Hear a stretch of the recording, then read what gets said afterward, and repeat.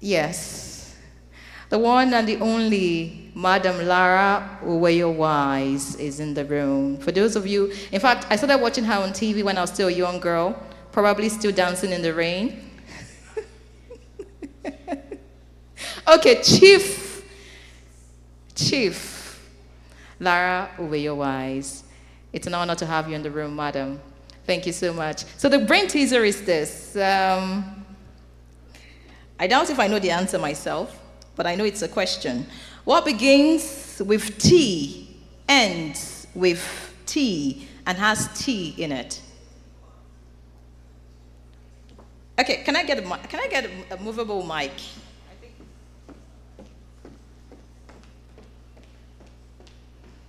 Test. All right. Ushers, please get the room organized. What begins with letter T, ends with letter T, and has T in it? Oh, this Gen Z is in the room. I don't. Okay, could you come forward quickly? Teapot, yes, that's it. Tantamount. Oh, it doesn't have T in it. Oh, it has letter T in it. Okay, but the question is actually about having tea, as in the tea that you drink, as in teapots. Yeah, so that's it. Teapot. Yes, teapot begins with letter T, ends with letter T, and has tea in it. Like the tea you drink. Yeah, so let's do another one. What word could you flip upside down and it will still sound the same way? A word, when spelled, you could flip upside down and it would still sound the same way. Come forward quickly.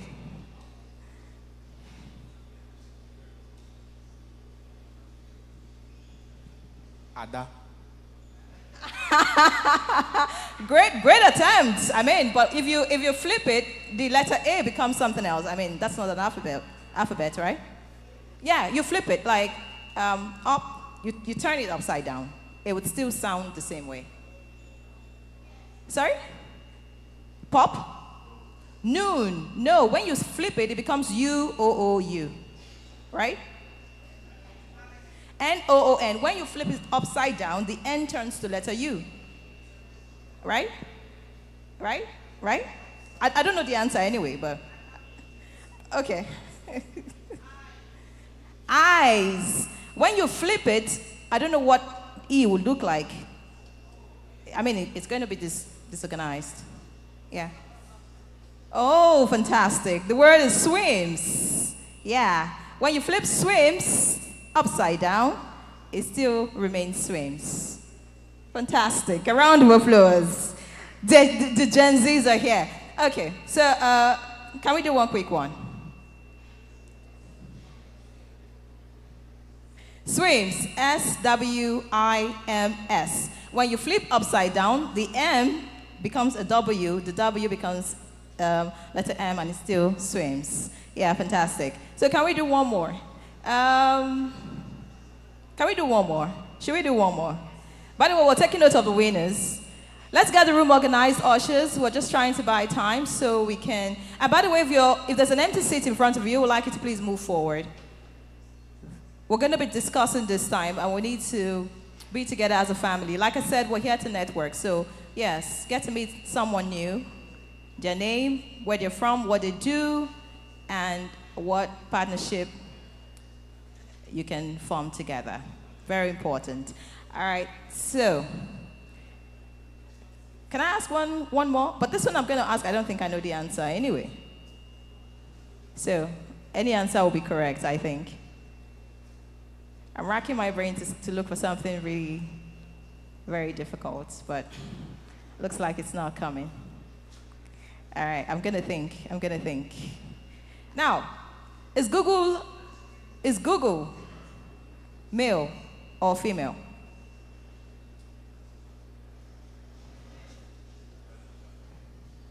Is Google, Gen Zs, we have millennials in the building.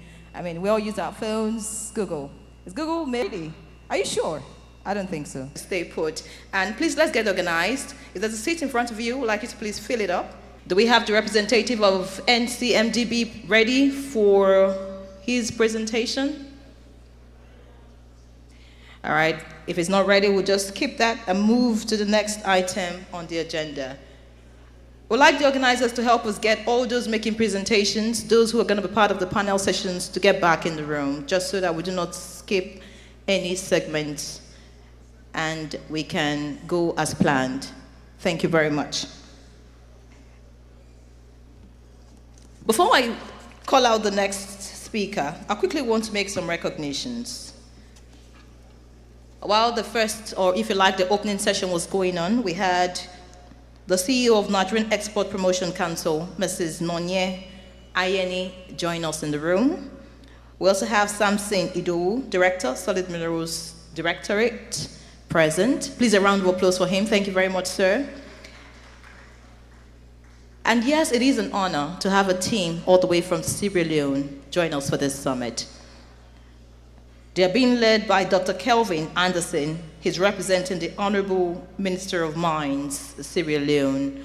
I hear that the team is quite huge that came in for this summit. Please, let's celebrate all our delegates from Sierra Leone. A round of applause for them, please. Nigerians, let's show them that yes, we are the giant of Africa.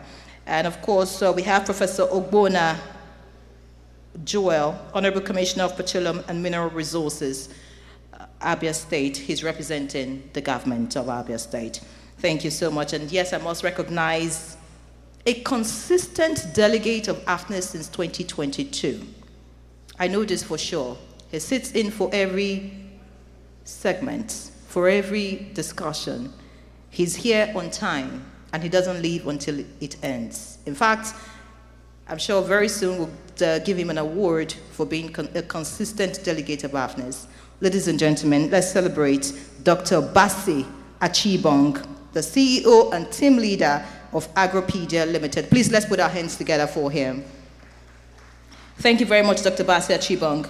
All right, if we have the representative of NCMDB here, then we'll have that presentation. Otherwise, we'll move on to Powering the Future. That's the caption for this segment. And bets and vision for Nigeria's energy exchange. This presentation will focus on the energy exchange vision, a brief outline of what the proposed exchange aims to achieve, enabling direct market-driven electricity trading, and much more. Please, let's celebrate Johnson Akinawo, FCAA, CFAN, the acting MD and CEO of Nigerian Bulk Electricity Trading PLC, NBET. Is he here with us? A round of applause for him as he comes forward for his presentation. Let's celebrate him some more as he comes forward. Please, a round of applause for him.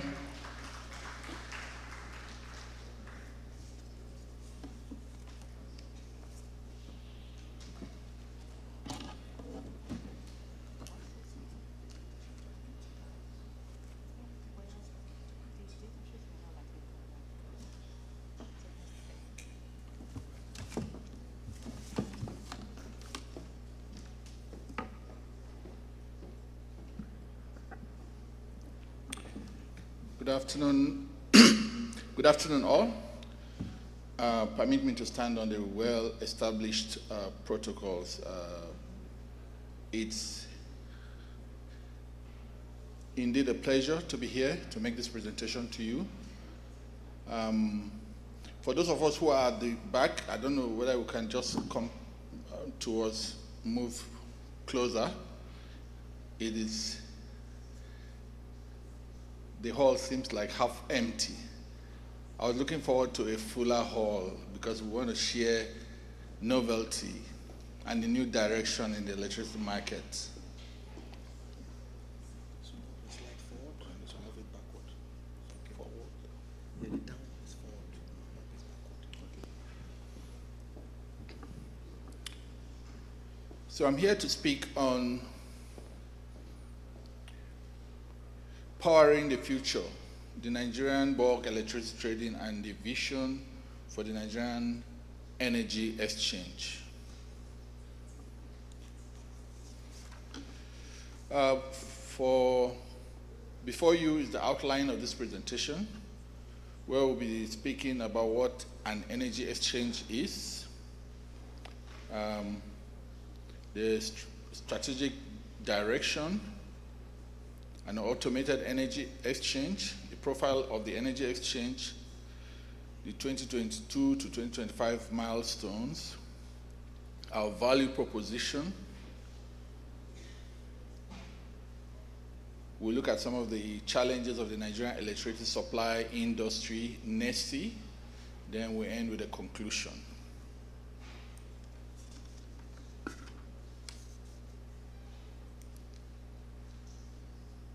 So what is an energy exchange? It's a centralized, rules-based marketplace where electricity is traded between a buyer and a seller in a transparent manner, typically through competitive bidding.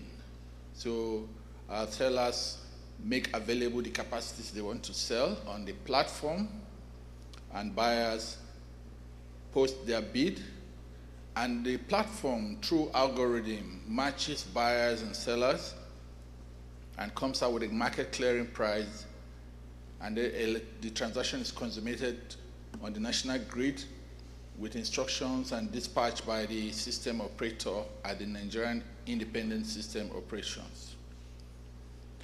So the National Council on Privatization approved the transformation of the Nigerian Bulk Electricity Trading PLC to essentially set up the exchange through a special purpose vehicle. For the uninitiated, the Nigerian Bulk Electricity Trading Company PLC is that entity that the federal government of Nigeria put in place pursuant to the power sector reform to be the central buyer of electricity from generators and seller to distribution companies. Essentially, it is because of the Nigerian Bulk Electricity Trading PLC that the power sector privatization happened. On the back of the guarantees that MBED provides to generation companies that we will buy your power, the investors were able to put their money into those assets because the federal government of Nigeria had put an entity in place that guarantees offtake of the generation and guarantees them payment for the generated power and guarantees supply to the distribution companies within the electricity value chain. So in furtherance of market development, the regulator, the Nigerian Electricity Regulatory Commission, sought to steer the market to the medium-term stage of the market. The medium-term stage of the market is a market where willing buyers and willing sellers are transacting. That market is a viable market that would have little or no government, a need for government intervention through funding support or subsidies. Essentially, the creation of the energy exchange is to result in these benefits: promote competition, bring about efficiency, innovation, and enhance system reliability through better dispatch signals. Essentially, the law of demand and supply will play out on the exchange, and that will bring about eventual trending downwards of the weighted average cost of power and sustainability.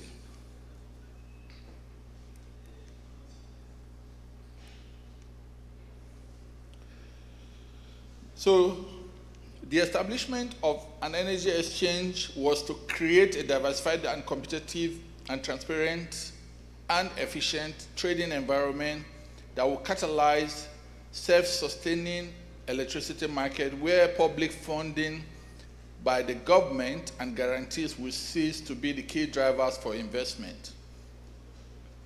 So the vision of this exchange is to be a leading energy exchange in Africa. And the mission is to provide an efficient trading platform leveraging cutting-edge technologies and talents whilst promoting sustainability and creating value for the stakeholders.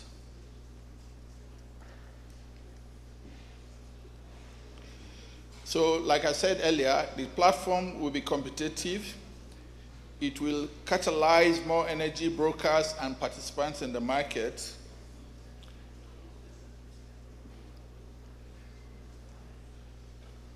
It will also create a window, an opening for non-grid participants now and solar energy providers to transact on the platform. The profile of the energy exchange is for a company to be a profit-oriented enterprise that is started by government with a view to no less than 60% private sector ownership.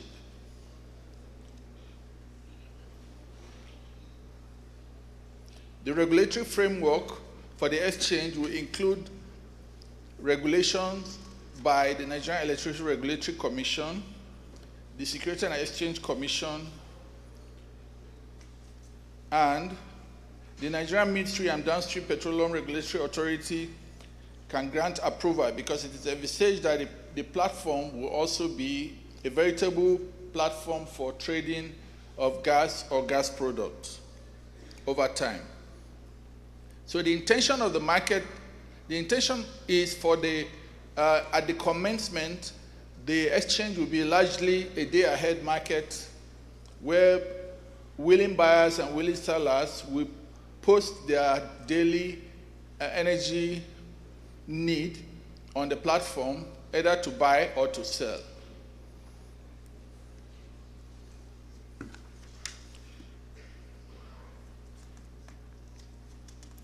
So essentially, it's a centralized trading platform, a digital marketplace where the producers of electricity, like GENCOs and IPPs, and the off-takers of electricity, like the distribution companies or eligible customers or large industrial clusters, would transact, like I said, make bids or offer to buy on the platform. It will result in transparent price discovery, which would eventually begin to bring down the price of electricity. And like I said, it will be a day-ahead market. It is also a voluntary market. So as is in many other jurisdictions, there are multiple segments of an electricity market, where you can have power purchase agreements, which are long-term agreements to buy power over, say, 20-year period, where you lock a price, and then those prices are escalated over time. You can also have bilateral contracts that happen for short-term periods. Then, on the side, you can have an exchange where electrical molecules are traded on a short-term, day-ahead, or intraday markets. Before you is the milestones that have been reached. It's a work in progress at the moment. We are privileged to have Engineer Farouk, who was an erstwhile member of Embed's board, that took this value proposition to the National Council on Privatization and got an approval for the National Council of Privatization for Embed to transmute into an energy exchange. That is the milestone attained in April 2023.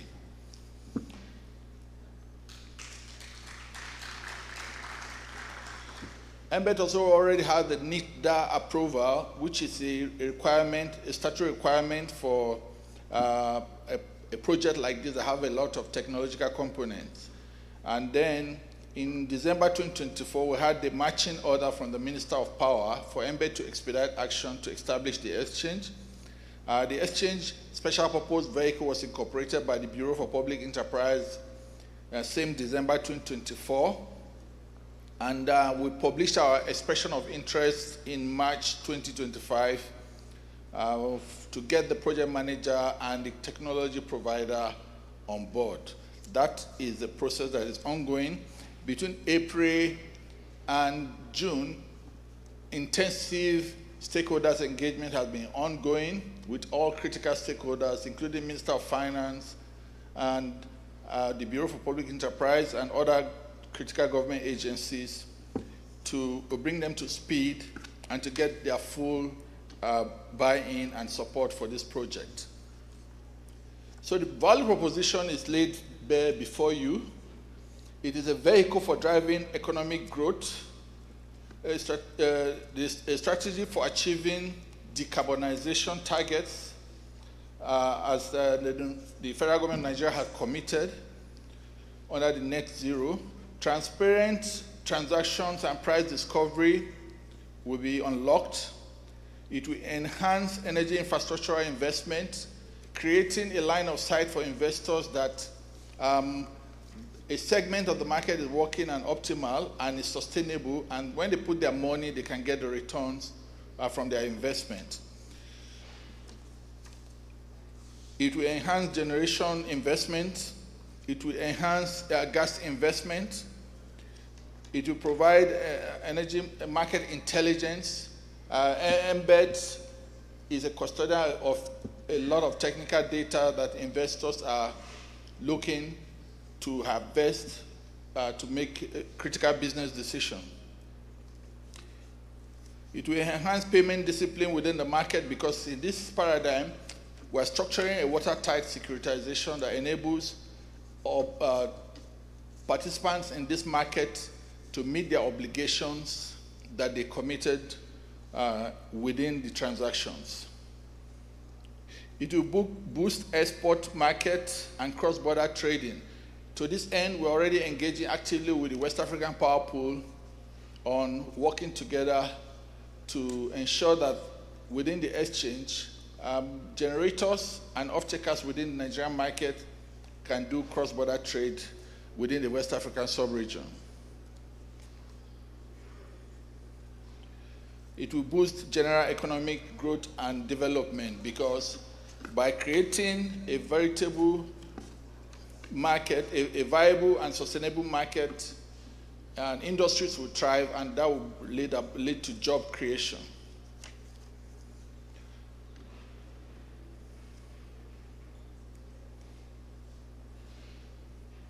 So what are the critical challenges that we seek with this exchange to solve? Now, looking at some of the technical issues in the NESI. The NESI, for those who are not very familiar, is the Nigerian electricity supply industry. It is plagued by liquidity challenge, transmission constraints, revenue collection issues, market transparency concerns, and all these have resulted in an erosion of investors' confidence in the sector. So you and I know the challenges of the Nigerian power sector and the constraints of having regular and reliable power supply. And that is as a result of decades of underinvestment in the power sector. So this exchange seeks to, amongst others, provide some solution to this problem. One, market-driven pricing will bring about a trending downwards over time of the blended wholesale price of electricity. I've just been told that I have a few more minutes, so I will just quickly round up. So some of the solutions are listed on the right-hand side of the slide.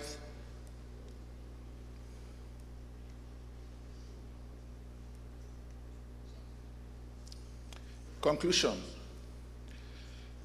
Embed's Nigerian Energy Exchange will redefine electricity trading in Nigeria, enhancing market transparency, efficiency, entrench sound commercial framework and reliability, benchmarking against global energy exchanges, will drive investors' confidence and sector growth. Because this is a platform that is technology-driven, the reforms will unlock Nigeria's vast energy potentials, ensuring sustainable, competitive, and a resilient electricity market. This is in line with the recently enacted 2023 Electricity Act that opens up the electricity market for subnationals' participation across the value chain. As is popularly known, a chain is as strong as its weakest link. The Nigerian electricity value chain is challenged at many segments of this chain. So it's not one segment that is weak. From the weak transmission infrastructure to the weak distribution networks to the weak liquidity issues, collection, and the weak gas supply issues.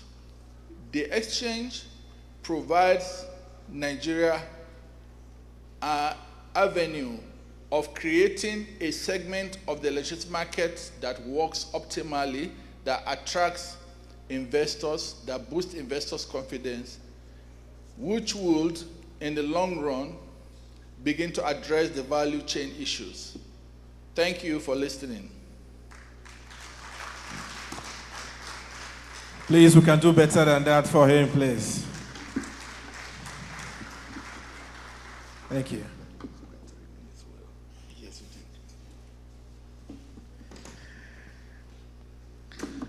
sorry, sir.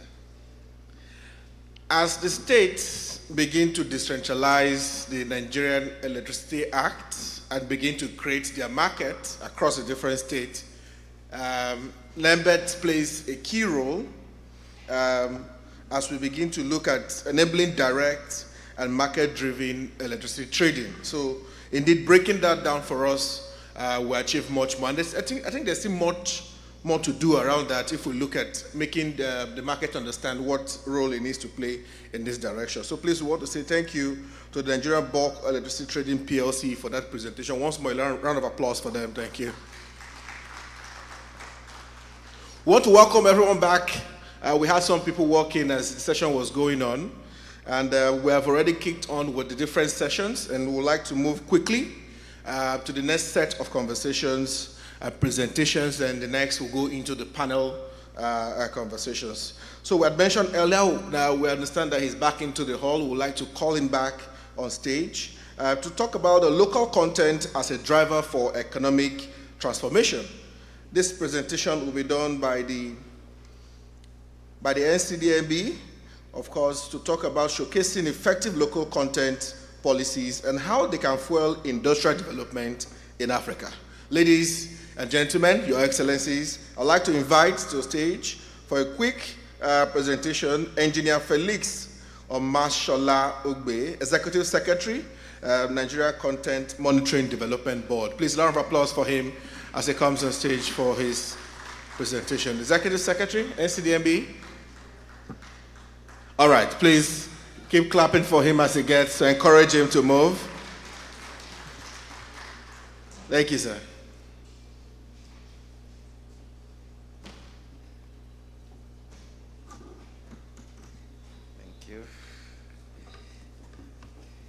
Once again, distinguished delegates, good afternoon. The Executive Secretary, NCDMB Engineer Felix Ogbe, is unavoidably absent.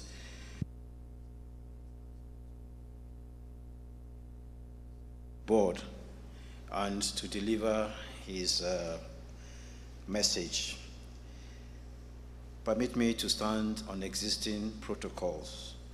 It is a distinct honor and privilege to address you today at the Africa Natural Resources and Energy Investment Summit. The theme for this year's summit, local content as a driver of economic transformation, is one that deeply resonates with the core mandate of the Nigerian Content Development and Monitoring Board. Local content in its essence is not just a regulation, but it's also about building resilient African economies by unlocking and retaining value within our continent. It is about transforming Africa by Africans and for Africa. Since its inception, the Nigerian Content Development and Monitoring Board has remained resolutely committed to catalyzing Nigeria's industrialization through resource-based local content. We believe economic transformation must begin with converting natural resource endowments into industrial and technological capabilities. One clear demonstration of this commitment is our sustained intervention in the barite value chain, a mineral critical to oil and gas drilling operations. As far back as 2012, NCDMB partnered with the Association of Miners and Processors of Barytes to look at how we can build local capacity in the area of mining and also processing of barite that meets industry standards. We engaged with the operators, in specific Chevron, to look at what are the support levers that we can provide to these associations. We're able to establish that the specific gravity of local barytes meets the API standards, which is of 4.0, which is what the industry requires. We're able also to establish that we have significant barite deposits across the 6 geopolitical zones of Nigeria.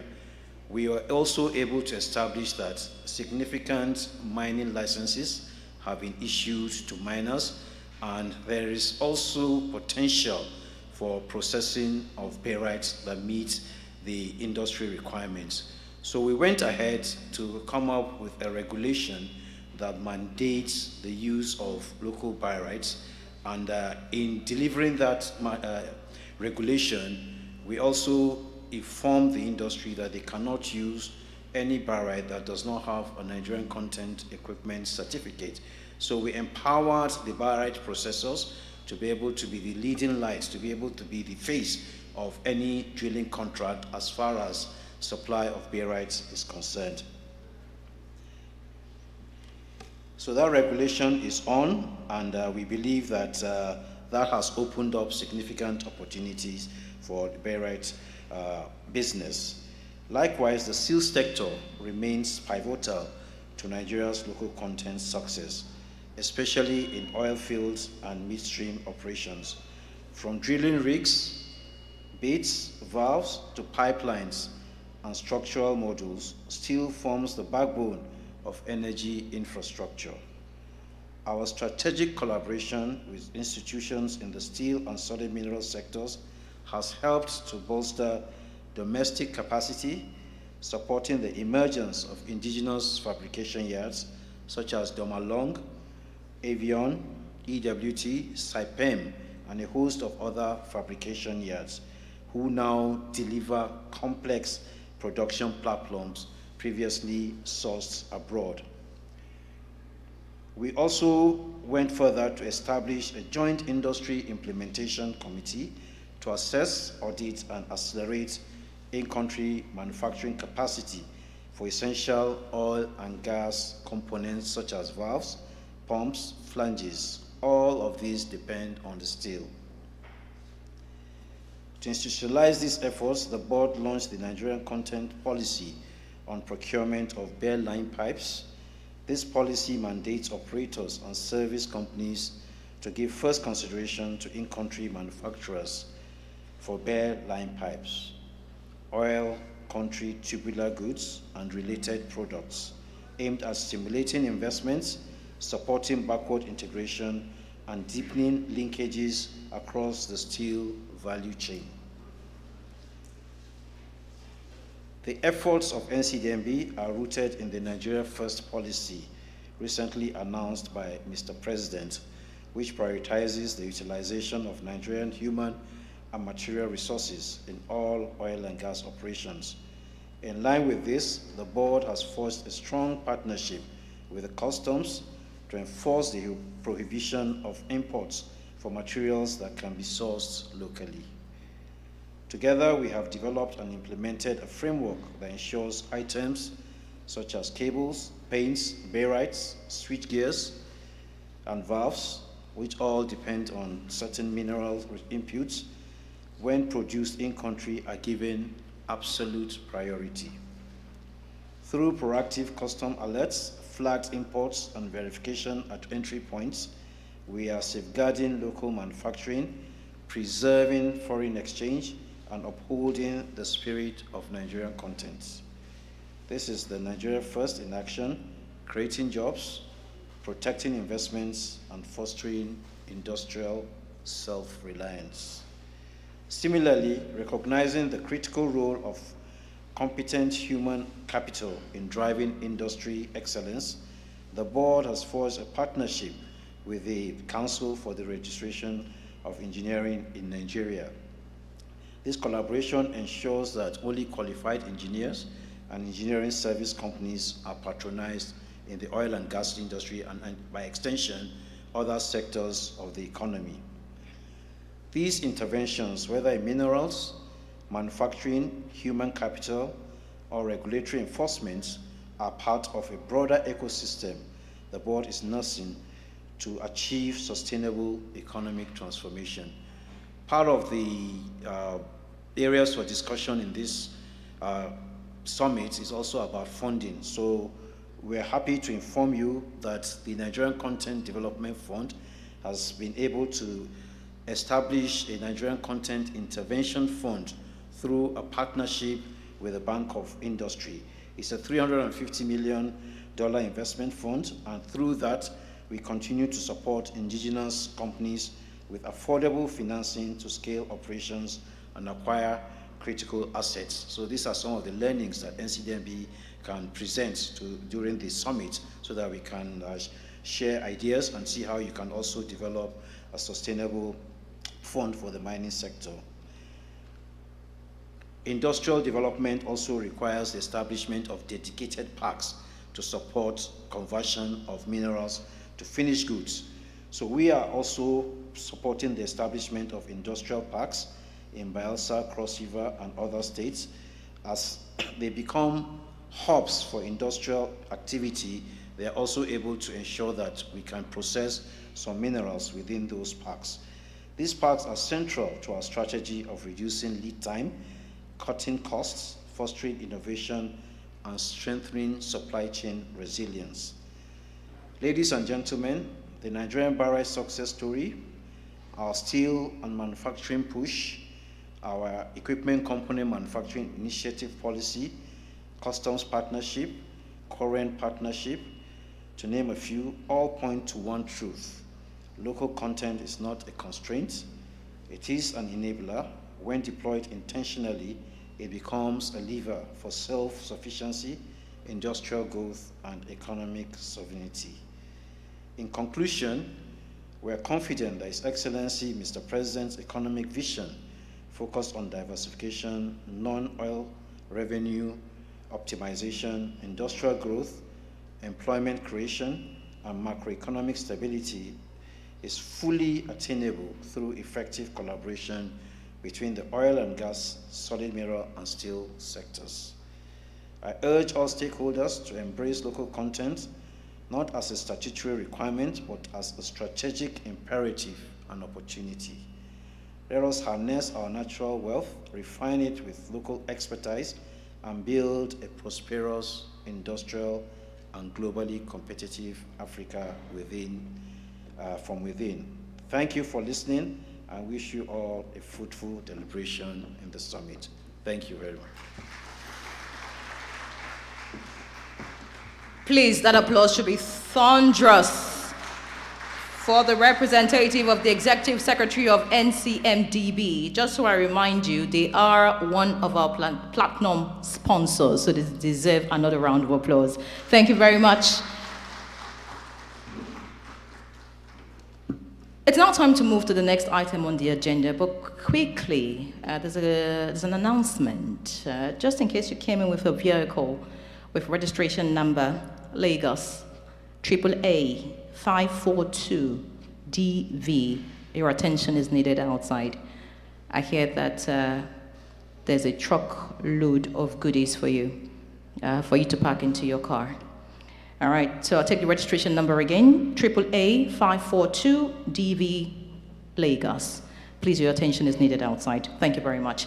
Also, just to let you know that while the conversation was ongoing, we had the representative of the Kogi State Governor join us. Please, a round of applause for the Honorable Commissioner of Solid Minerals, Kogi State, Abubakar Bashir Mohammed. Thank you very much for joining us.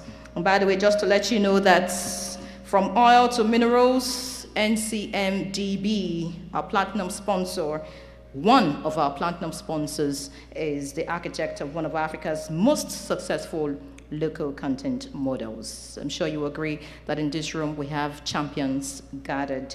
And, you know, Africa may be full of untapped resources, but the summit proves that our greatest resource is brilliant minds, and that includes you seated there. A round of applause for yourself, please. Thank you. And the next item on the agenda, we're going to be talking about unearthing of prosperity, how data generation in mining and oil and gas fuels Africa's compound development. To do this is one man who sees Africa not just as geography, but as an opportunity waiting to be mapped. Victor Gonzalez is turning subsoil uncertainty into a data-driven future. Ladies and gentlemen, please put your hands together as I make welcome the tech wizard of geoscience, Victor Gonzalez, for his presentation. Please, that applause can be better. He will be talking about strategic and sustained investment in data generation and all that we need to do to make it a catalyst. You're welcome.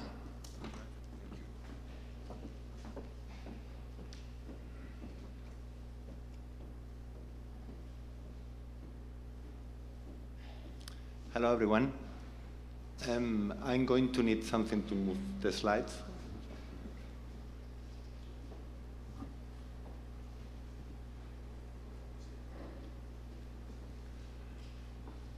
Meanwhile, let me introduce myself. My name is Victor Gonzalez. I'm the Vice President of Country Mapping of Excalibur Smart Mapping.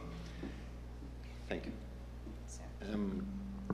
Country mapping is how we call in Excalibur the government programs to understand the potential of the countries.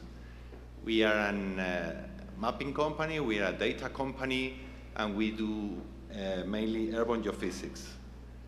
And let's see if this works.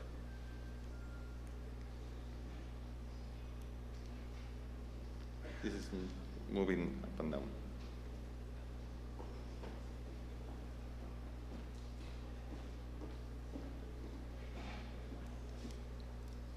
The other way? Okay. So here.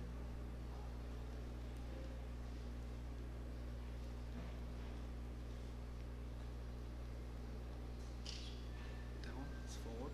Okay. That is backward. Perfect, thank you. Okay, let me start explaining what country mapping means to us and why we think it's crucial. At some point, for countries, understanding the potential means everything. If you don't know what you are talking about, you cannot define the potential of the country, and you cannot estimate or design plans for the development of the industry. We were listening this morning to the ministers talking about creating wealth and going beyond having new work for people, so going beyond that. And for that, it's important to know the basis of the potential of the country.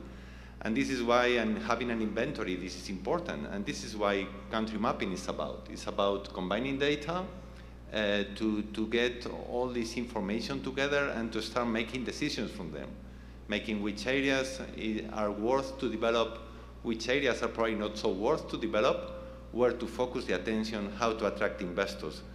Because at some point, private investment attraction and how to define the benefits or fiscal incentives for that are key elements for this purpose, And this is the main objective of country mapping. Oops. Because in the investment cycle, what we learned is that first is regulation, of course. I mean, everybody wants to understand if this is a safe country to invest or not, if they have a legal framework that you can rely on. But when you go to international companies or investors, the next question is, what data do you have? Because it's important that countries compete for the investors and for the investments. So once you need to show that you have something else to give, they will request data, because if you have the same information, if you have two countries where one you have information and the other one you don't have, then you go to the one with information. So this is serious. And afterwards, you will have all about investment incentive and developing of the industry, but this is a longer term process, because what we are talking about here is about having data in a short-term framework. This is the important thing. Yeah.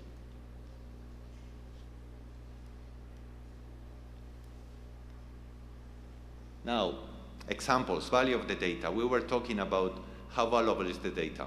And I took two examples, one from a developed country like Australia, where you have the return on investment that they did. In Australia, every year they have annual programs with different technologies, what they call pre-competitive data.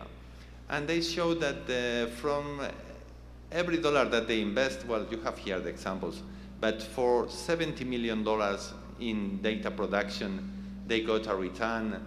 If we talk only about exploration, it's 5.5 billion. If you add extraction, you are talking about 70 billion. So it is true that Australia is a bit special. I'm not going to deny that. But you can see the multiples here. So the investment and the return is impressive.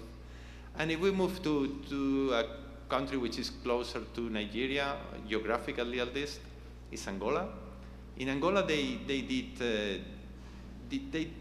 tried this pre-competitive data in 2015, 2017, and afterwards, they were an oil and gas country, and afterwards they become an interesting country for investors. And this is why now companies like Rio Tinto, Anglo American, Ivanhoe Mines, they are discussing with the government of Angola to develop new areas, to have new exploration permits, and bring in the real big players into the game. At the end of the presentation, I will learn how this works. Yeah? Okay. How we help that in Excalibur? We do airborne geophysics. It's the most important activity. We can combine it with satellite technologies, and we can combine it with data management systems. We get all the data with this aircraft that you see in the pictures, and after processing and interpreting, we can identify the areas of better probability of deposits in a country or a region. It's important because we are de-risking investments, so we are reducing the financial risk for investors coming into the country. We can cover very large areas in a very short period of time, so this is very interesting when we are talking with governments specifically.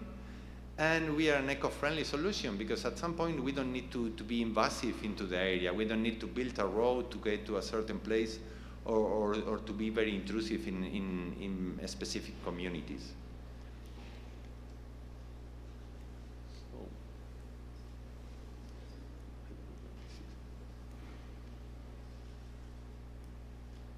Okay, sorry for that. Where are we doing this? Because we're a Spanish company. We have the headquarters in Spain. You have the points of the offices here, but they want you to focus on the colors. I mean, all the green countries, all the red marked countries are countries where we are running currently mapping programs for the government. We are talking about countries like Canada, Australia, the US, even Saudi Arabia, India, Mongolia. We are in Africa also, in Uganda, in DRC, in Zambia. So we have ongoing programs. And you can see in the dark green countries, all the countries that we mapped in the past. So countries where we have information and data, and that they are using to attract investors. So this is the importance of this. And in the light green, you can see all these contracts where we have advanced proposals. There is a growing interest about this data because people understand that data are assets, and assets are bankable, and assets are something that you can invest on. And to do that, we are using different technologies.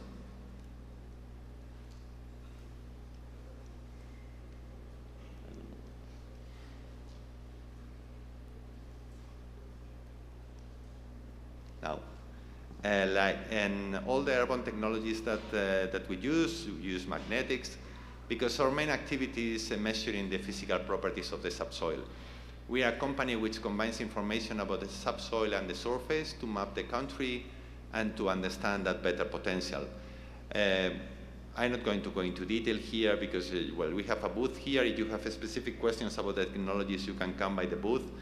But before I finish, let me focus on some examples here, if I manage this.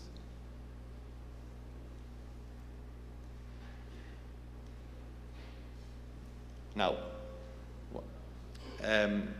we are working on the examples now, mainly based on artificial intelligence. I mean, our data is now treated with new algorithms, with machine learning techniques. So we have agreements with the Stanford University, with the Mineral X program.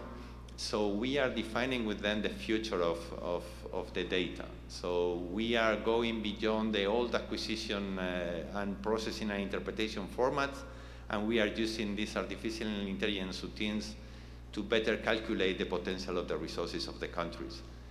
And this is some information that we are using not only for governments, we are also them for private clients, because it is very important that our data is reliable. I mean, we work for governments and we work for private companies.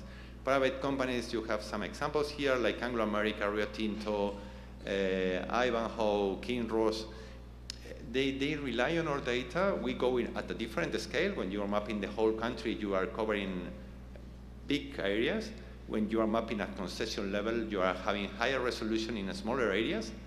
But they understand that our data is valuable, and this is the data that they use to define their exploration programs.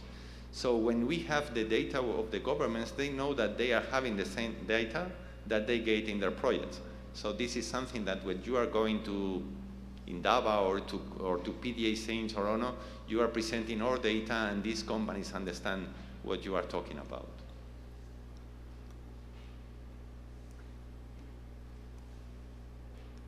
And let me show you a few examples. First one, Nigeria. I have to start with this one. We are here. We have been working in the mapping of this block in the center of the country that you can see in the image. It was a project financed by the World Bank, and it was completed last year, in May last year. And the NGSA now has all this data available for the promotion of this area. We covered, it was about 120,000 square kilometers. It was more than 1.5 million line kilometers flown. We did some collateral studies about illegal mining activities. So it was a very complete survey that Nigeria has as an asset, and that the country is using to promote. And we were together in Cape Town or in Toronto promoting this survey. Another example, DRC. We are currently working in DRC. We are mapping 3 blocks in Kasai, in Katanga, and in Equateur. We have been starting, it's a large program that we are developing together with the government of DRC, financed by the Fonds Minière, by the mining fund of the country, to better understand the potential of new areas in a rich mineral country, of course.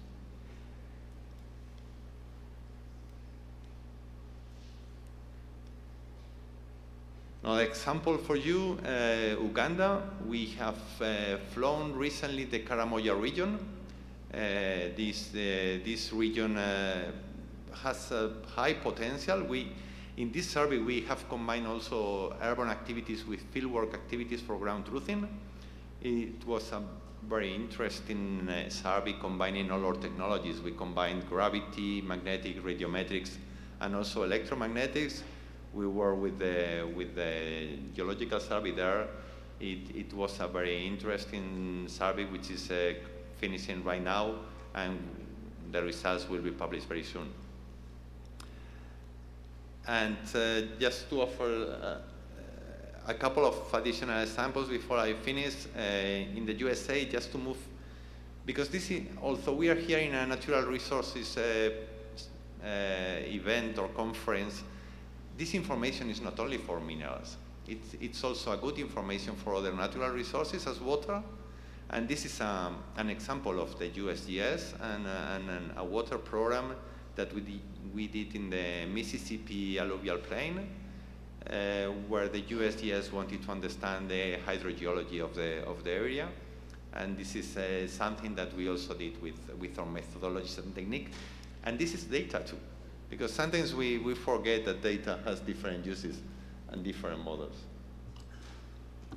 3 minutes, I have less than 3 minutes. Okay, perfect.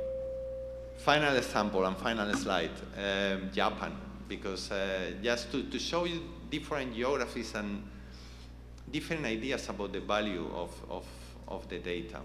In Japan, they have been working since the nuclear accident in Fukushima in a geothermal plant, and they wanted to understand the potential of that energy in the country.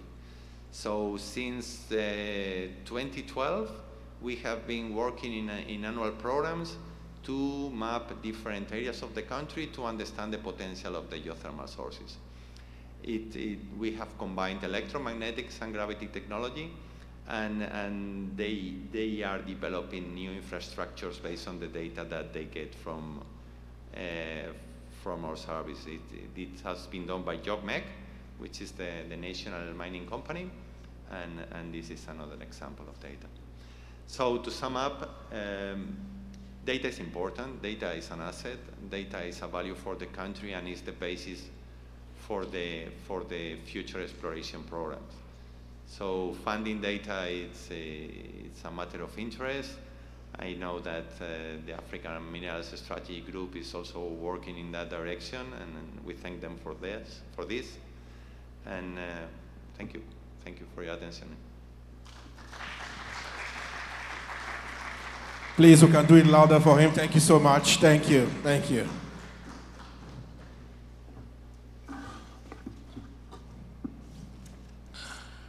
Okay, that was a presentation from Victor Gonzalez, Vice President, Country Mapping, and Explore Smart Mapping. Thank you so much for that presentation. Also, earlier, as we introduced, we have countries who are also here to be part of Afnis 2025, and we're spotlighting them because, of course, they are showcasing their nations and offering insights on their local content, policies, and partnerships and what's going on over there. We've had a couple of them give us goodwill message earlier, but we also want to invite one of them to come speak to us, and particularly to give us more insights on the country and what they've been doing. Just a brief talk to us as part of Afnis 2025. Your Excellencies, ladies and gentlemen, please permit me to invite to stage the Honorable Jake Kabakule, Chairman of the Board, Liberia Petroleum Regulatory Authority. Please round of applause for him as he comes.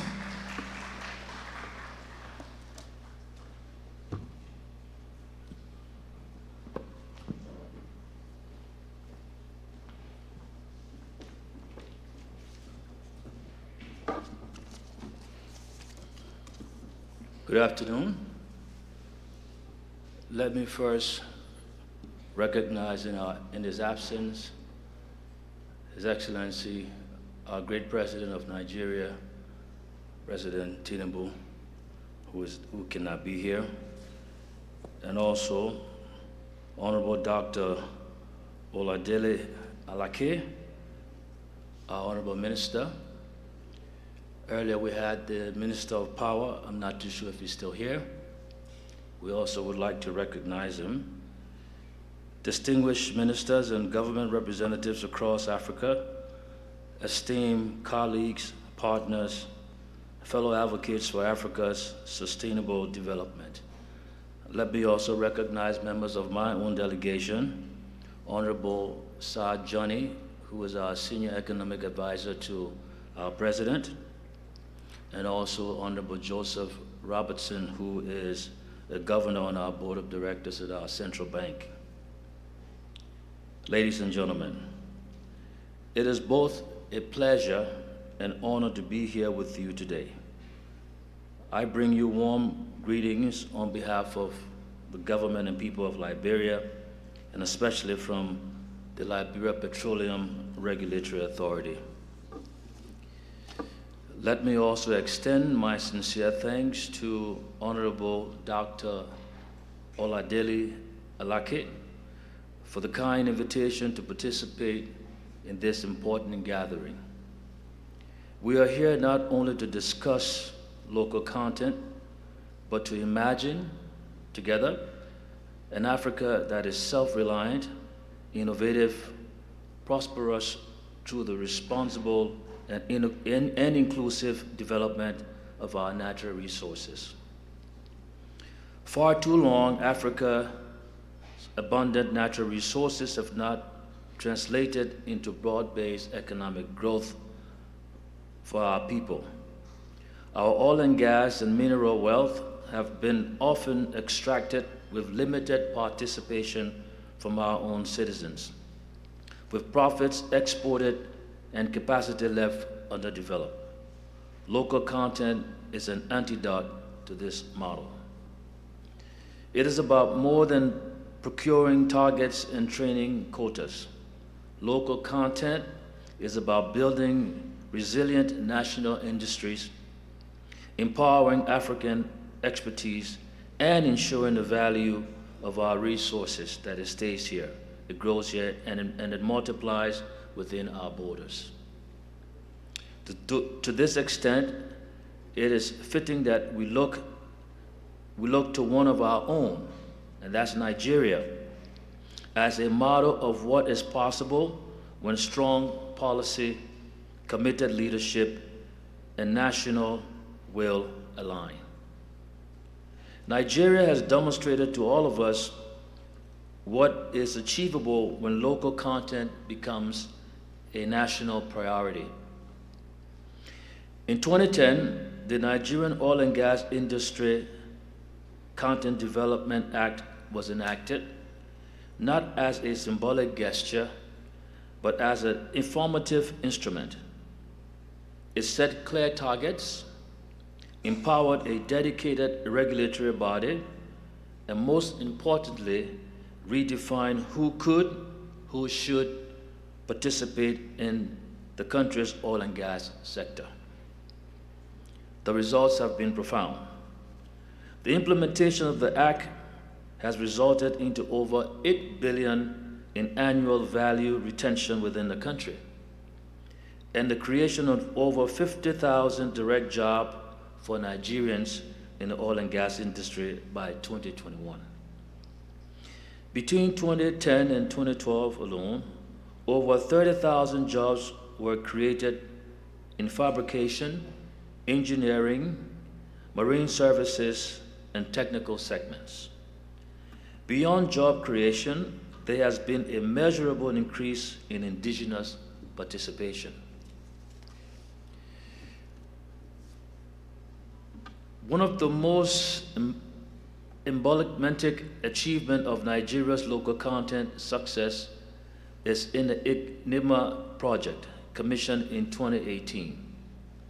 6 out of 18 topsoil models were fabricated in Nigeria, and around 60,000 tons of minerals were locally sourced. Over 77% of the total man hours, an estimated 47 million hours, were contributed by Nigerian workers, employing more than 5,000 Nigerians in skilled positions.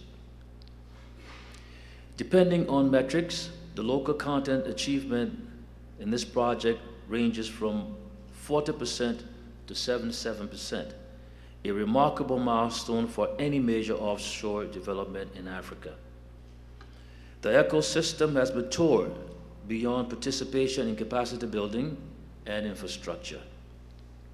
Nigeria has developed 2 domestic pipe mills, 5 pipe coating yards, and nearly 40% of marine vessels serving the oil and gas industry are owned by Nigerians.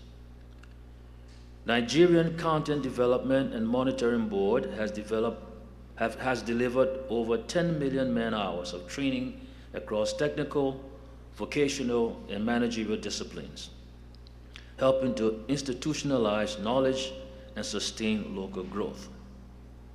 These achievements reflect a deliberate national strategy to empower capability, foster innovation, and promote ownership. Nigerian firms today no longer see themselves as subcontractors. They are builders, innovators, and industry leaders in their own right. Why Nigeria? This is why Nigeria's experience must be seen not as an isolated success, but a continental model. And let me say that again. This is why Nigeria's experience must not be seen as an isolated success, but as a continental model. The principles of Nigerian Local Content Act, clear legal framework, capacity building, monitoring mechanism, and incentives for local participation are principles that can be adopted and adopted across Africa. Yes, each country is different, but our goals are shared. We want our people to gain the skills to design, build, and manage the infrastructure that fuels our economies. We want our businesses to grow from subcontractors to contractors, from licensees to operators. We want the value creation to be rooted in our own soil, not just in extraction, but in innovation, ownership, and reinvestment.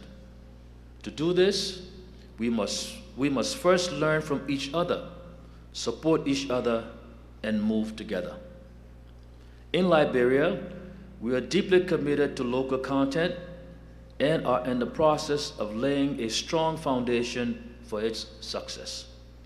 Though reforms, policy development, and stakeholder agreement, we are determined to ensure that the next chapter of our resource development story is one that centers Liberians, their skills, their experiences, and their aspirations. We know that we do not need to start from scratch. We have brothers and sisters like Nigeria who have walked this path, who can guide, mentor, and partner with us. And so, today, I ensure an open invitation to investors, to regulators, to African-owned firms to come to Liberia. Let us collaborate to build something truly African, truly sustainable, and truly transformational. The road ahead is not without challenges. Building local content is not an easy route, but it is the right route. It takes vision, investment, political will, and above all, belief in our own people. But if Nigeria has shown to us anything, it is that it can be done. Let us be the generation that refuse to export opportunity. Let us be the leaders who re-insisted that Africa must benefit from Africa's wealth. Let us be the voices who said, not just in speeches, but in policies, programs, and partnership, African resources for African development. May this conference mark a new chapter in our shared journey forward, sustainable, inclusive growth across our continent. I thank you.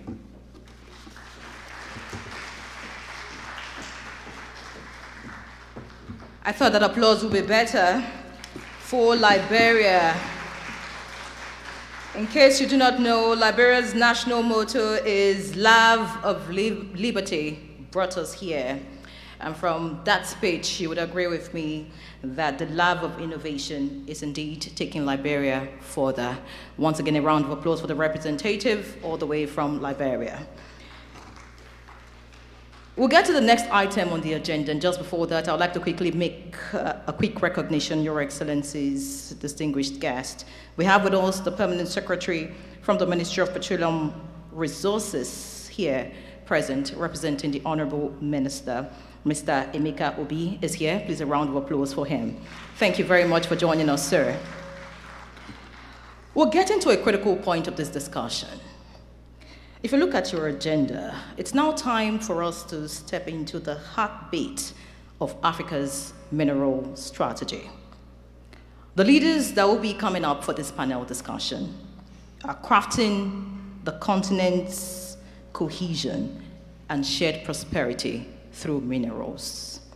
And to do us the honors of moderating this session is none other but a champion of digital transformation and a true statesman driving progress across Africa.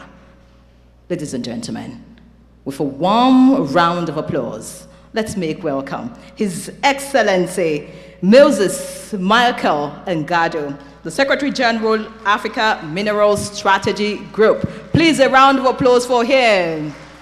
Africans for Africa. I'm sure you remember Afnis 2024, and he would introduce the panelists. Please, another round of applause for them.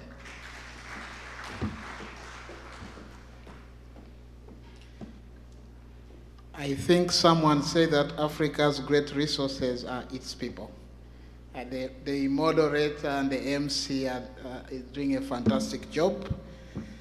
Allow me to bring condolences from all the member states of the African Mineral Strategy Group, and to both His Excellency the President and also to our chairman at this very trying and sad moment, and also to appreciate the honorable ministers who joined us here today, our chief host, who is also our chairman, His Excellency Dr. Oladele Henry Alake.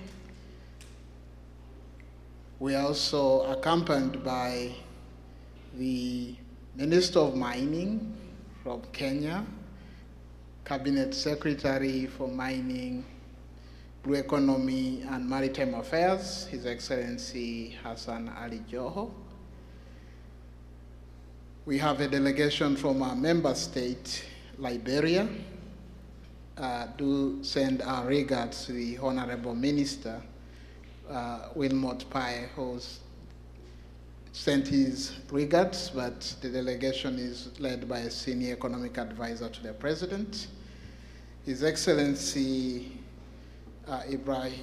Ibrahim Al-Korayev, represented here by Dr. Ahmed Al-Bada, joined us all the way from the Kingdom of Saudi Arabia. Our own MSG delegation includes Her Excellency, the spouse of the Secretary General, Madam Agatha, and our Chief of Staff. Today we are going to chart a new course for Africa, but allow me make a few remarks before I invite our esteemed moderators. Ladies and gentlemen, there comes a time in any journey that new institutions must emerge out of not convenience, but urgency. The African Mineral Strategy Group was established out of the urgent need for us as a continent to rethink how we do and handle and benefit from our minerals. Looking to our past, Africa has not often benefited highly from these vast precious metals. Therefore, the African Mineral Strategy Group was established not as an alternative, but as a primary driver towards achieving a unified African approach to the way we do our minerals business, but most importantly to the way we benefit from these vast minerals. The urgency for us to rewrite value addition, but also our shared prosperity required that we chart a new course, a course where Africa does not beg for a seat at the table, but Africa makes its own table so that other people for once beg us to sit on our table. This vision was predisposed to be a time of generational opportunity, because we are aware that although our continent has over 50% of the global reserves of some of the critical minerals, Africa still remains stuck to the pit to port model, exporting raw materials, exporting mineral wealth, while importing poverty. Africa is rising, and this is why we are here today.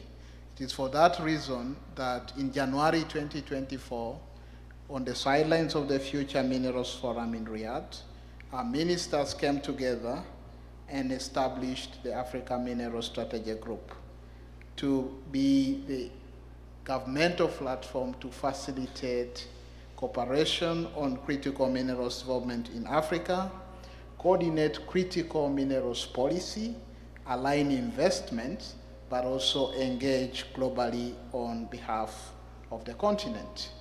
So we had to agree what are the critical things that as a continent we require.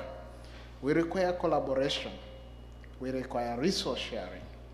We require to come together to invest, and that's joint investment opportunities. We know without technology, we may not go far, and acknowledge our capacity needs and the need for strategic partnerships. So those formed our core values. And those core values then is what you'll be hearing today in both our panel, but also throughout the Afnis conference. And we are saying, but what are the priorities for the continent? Both the Honorable Minister Lelalake and the Honorable Minister Ali Joho articulated clearly that our first priority is value addition.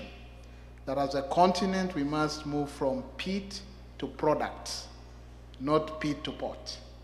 Pit to products therefore means that value addition and manufacturing on the continent will create more than just jobs, more than expertise and products, but it will raise the contribution of mining to the GDP.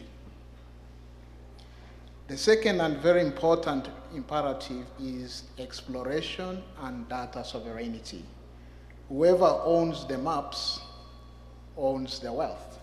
When we have our data and we can be able to use it and understand it, it is why together with the chairman, we are pushing for the issue of the reporting code and the classification of our data. We must understand that data, and it must work for us as Africa.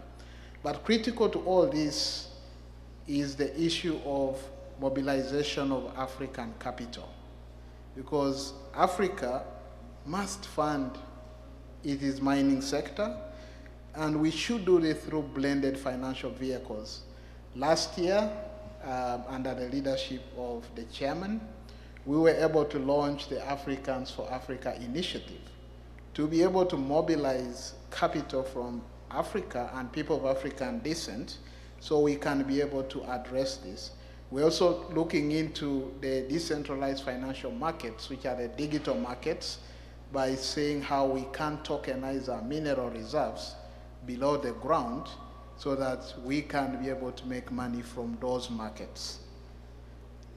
The fourth imperative, which I thank the Honorable Minister of Kenya for articulating, is critical mineral security. Our biggest question as MSG is, for whom are these critical minerals, on what terms, and for who? So as Africa, we must define our agenda, we must define the minerals that are critical for us, and for that matter, everything should always be on our own terms. As we move forward, it's important, above all else, that we are united as a continent, because a house that is divided never thrives. With these few remarks, I now have the honor to be able to present to you the champions of this new era. Allow me to invite our moderators to join me, beginning with His Excellency Dr. Dele Alake, the Honorable Minister of Solid Minerals Development, our chairman. For the Nigerians, for us in Africa, we call him a man of vision and resolve, who believes that building African institutions that endure is the solution to the continent. Ladies and gentlemen, join me in welcoming His Excellency Hassan Ali Joho, the Minister of Mines of Kenya, who, as you already heard, is able to articulate everything that we require, because what we are building is an African movement.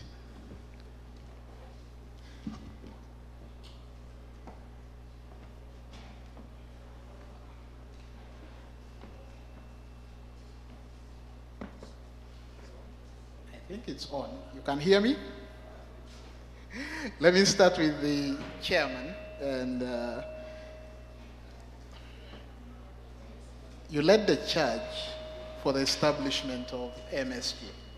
What was that moment and insight that made you realize that Africa needed a platform like MSG, and what does success look like for us in 5 years? Thank you very much, Secretary General. You recall you were there in Riyadh last year when we gathered at the Futures Mineral Conference. And we African ministers of minerals were there in attendance as well. For a number of us, even before the conference, at a mini parley, an informal parley, you were also in attendance at that parley. We discussed generally the trajectory of Africa, spanning centuries. And if one does a very critical analysis of the narrative of Africa, it had been suffused with first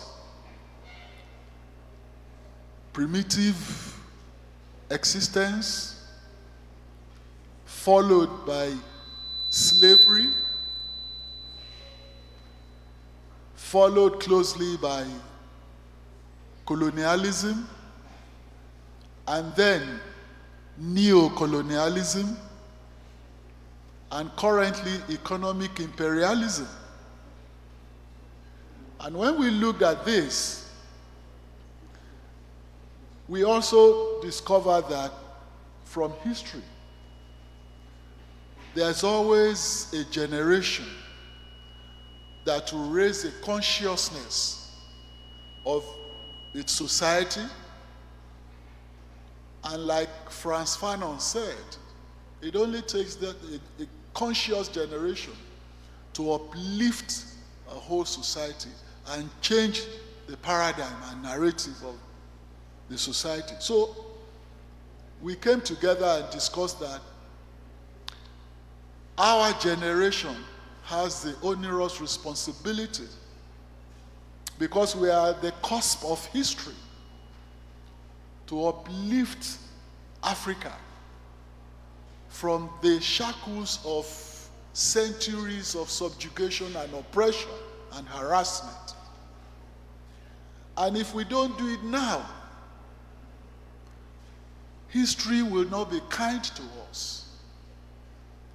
And when you look at the developed societies, and I tell my compatriots, those who revel in emigrating to, in quote, greener pastures, greener environment, and softer societies. They do so simply or mainly because of the perceived, whether real or imagined, poverty and degradation existing in their own environment, especially in Africa. But I tell my compatriots that they forget that those societies they migrate to did not become developed within 24 hours. They did not even become developed within 50 years. For some of these societies, way back, it took a generation of those societies to also change the narrative of those societies to become what they are today that we are now migrating to. And if we keep migrating away from our own environment, nobody is coming from abroad to come and develop our own for us or change our narrative for the better. So, history beckons on us to take up the gauntlet and move Africa forward into the era of not just consumption, but to production and to progress and development. And all my colleagues, including yourself, we all became very excited at the prospects that history beckons on us. And we sat together and decided to form the African Mineral Strategy Group with the sole objective of ensuring that never again would our minerals be carted away, excavated or excavated from the pit to the port and away. And like you said, it must now be from the pit to products. Because when we process locally, we add value to our minerals. And when these minerals get outside, they command higher prices and higher value, which means more revenue for us in Africa, for infrastructural development, for social development, and for all-round emancipation, especially economic emancipation. We have to own our minerals because these minerals are God-given to us.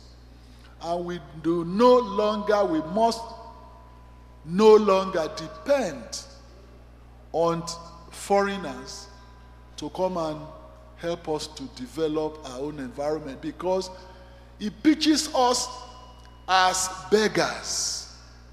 And we are not intrinsically beggars. We are inherently hard-working people. And why should our story be of the negative? So this was the philosophy behind the formation of the African Mineral Strategy Group. And since we took off a year ago, or slightly over a year ago, in Saudi, we've had, I think we started with a few of us, about 12 or 13. As of today, we're close to 20 countries in Africa. And so, with the growing number of membership, I believe that the success of the formation of the AMSG is written, is told. More and more African countries are coming to the fold. And it then tells me that we are doing something right. If it wasn't right, more members would not join in. In fact, some presidents in Africa have really gone ahead, not just to say you must process locally, to ban outright exportation of raw minerals from their various countries. And I commend this to all other African presidents to do so. Our own president has also taken up that challenge. And very, very shortly, we shall be announcing our own policy of total ban on raw minerals from Nigeria. Thank you. Thank you very much, Chairman. I want to ask His Excellency Joho, as you're also giving us the moment of spark, but also to build up on the issue of Africa's voice in the global arena. We know that today Africa is often seen as a price taker and not price setter. How are we making, what bold moves are we as MSG and the ministries that we represent taking to shift this power dynamic, on the world stage? First of all, let me begin by sincerely pass my gratitude to my chairman, our host minister, and also to begin with the point that the minister has broken it down very well. Just to add one important conversation around what this group intends to do. Number one, minerals are depletable. They get depleted. And one of the thoughts around us being able to come together as a continent is the fact that we now bear the responsibility to be able to undertake what I would call as equity protection for the future generation. We do not want to see Africa that has only abandoned quarries, abandoned pit to show off after 20, 30, 40 years from today. And also, the other important factor is for us to be able to tell our own story and move away from procrastinating. And all of us are now realizing that if we don't take the decisions today and hold responsibility of growing our nations in our hands, then we'll still become that story of us that is told by other people. And that is why it is critical that we redefine the whole conversation around what our geological value is really about. Number one, how do we contribute to our own industrialization, our own growth, our own sparring of our economy? If you go to African countries, and I want to pick Kenya for example, today we are undertaking our social and affordable housing program. I have to ask myself whether we want to be that country where we want to still import steel to do what needs to be done to create homeowners and create wealth, yet we are home to iron ore and what it is that we could do today. So therefore, the conversation on value addition has to be informed on the basis of country to country and the plans and the economic plans that fits into the demands of the moment. But now, what is most critical for us, because the belt of our mineral cuts through the continent. For example, the famously known as Mozambique belt cuts through many countries into Kenya and beyond. So you find different minerals that are placed in different places. And then the beauty about minerals are not like humans. They don't need a passport to cross the border. They just find their way into different countries. Now you see situations where we have created, all of us have done, for example, Kenya, we have done our aerial geophysical survey. We know of our occurrences. Now we're doing ground truthing. So what is our point? Our point is to create some synergy around the continent on how we can support each other. I said in the morning, and this is a point that I really, really want us to push together, is that if we want to create wealth, then we must get our people involved. If we want to get our people involved, then we must develop frameworks, policy frameworks that conforms and meets the demands of the moment. Then critically look at the physical space, at the financial architecture around our systems. How do they meet the demand that can create businesses for our people? This morning, Your Excellency, I was having a conversation with someone and I told him,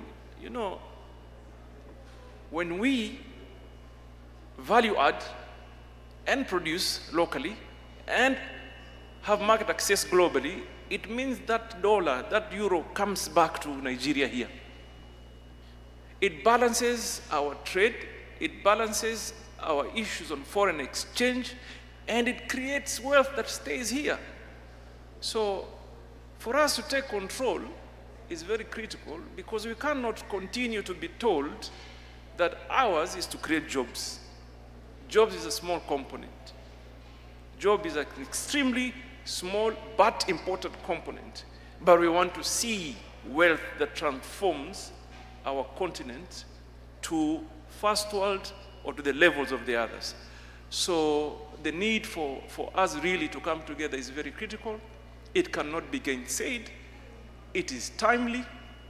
And I want to also urge our colleagues around the continent that it is time we really have this conversation, even redefine what is critical for us. I was saying to someone, I think Ahmed this morning, that in some areas I just phosphate. Nowhere critical to Saudi, for example, or to Canada or to Australia. But it is critical to me because I can create fertilizer that will enhance food production. There's a borderline on copper. People say copper, is it really critical? But for a continent that wants to generate energy and ensure it reaches to the last mile, it is critical that we produce and empower our grids. So what is more critical for us may not be critical for the other. And that is why this group really creates that opportunity for us to be able to get together and form that common ground that transforms our countries. So I'm happy, and like I said earlier, as a leader, I'm happy to be led by my chairman, visionary, who knows what really needs to be done, and all of us will follow suit in ensuring that there's value chain and value addition in our ecosystems. I thank you.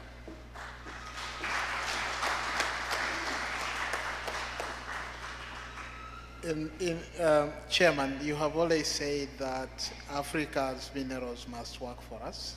How do we reconcile and balance that with external pressures from global powers, the geopolitical challenges? How do we reconcile that? Thank you. It's very simple. This question was posed to me in Abu Dhabi a few months ago at a conference. That was when the trade war launched by the US was at its peak, the tariffs and all that. And the question was, how is Africa, or how would we react to the heavy tariffs? Did we not see that as a big challenge to industrialization, development, and growth of trade in Africa? And my retort was no. I personally didn't see the tariffs or geopolitical pressures from global powers as a major challenge to our development in Africa. I see that as a great opportunity, because in our books, challenges are opportunities. It depends on the perspective from which you are looking at it. If one has a defeatist attitude, you see challenge as a major stumbling block to progress. But if you have a very progressive mentality, you see challenges as opportunities created to move forward. Because as you surmount a challenge, as you conquer an obstacle, you are advancing. So I saw these tariff penalties, so to say, or the pressures from global powers, or the geopolitical pressures from global powers, as opportunities for us in Africa to engage in intra-African trade. intra-African connectivity, intra-African cooperation, collaboration, and support.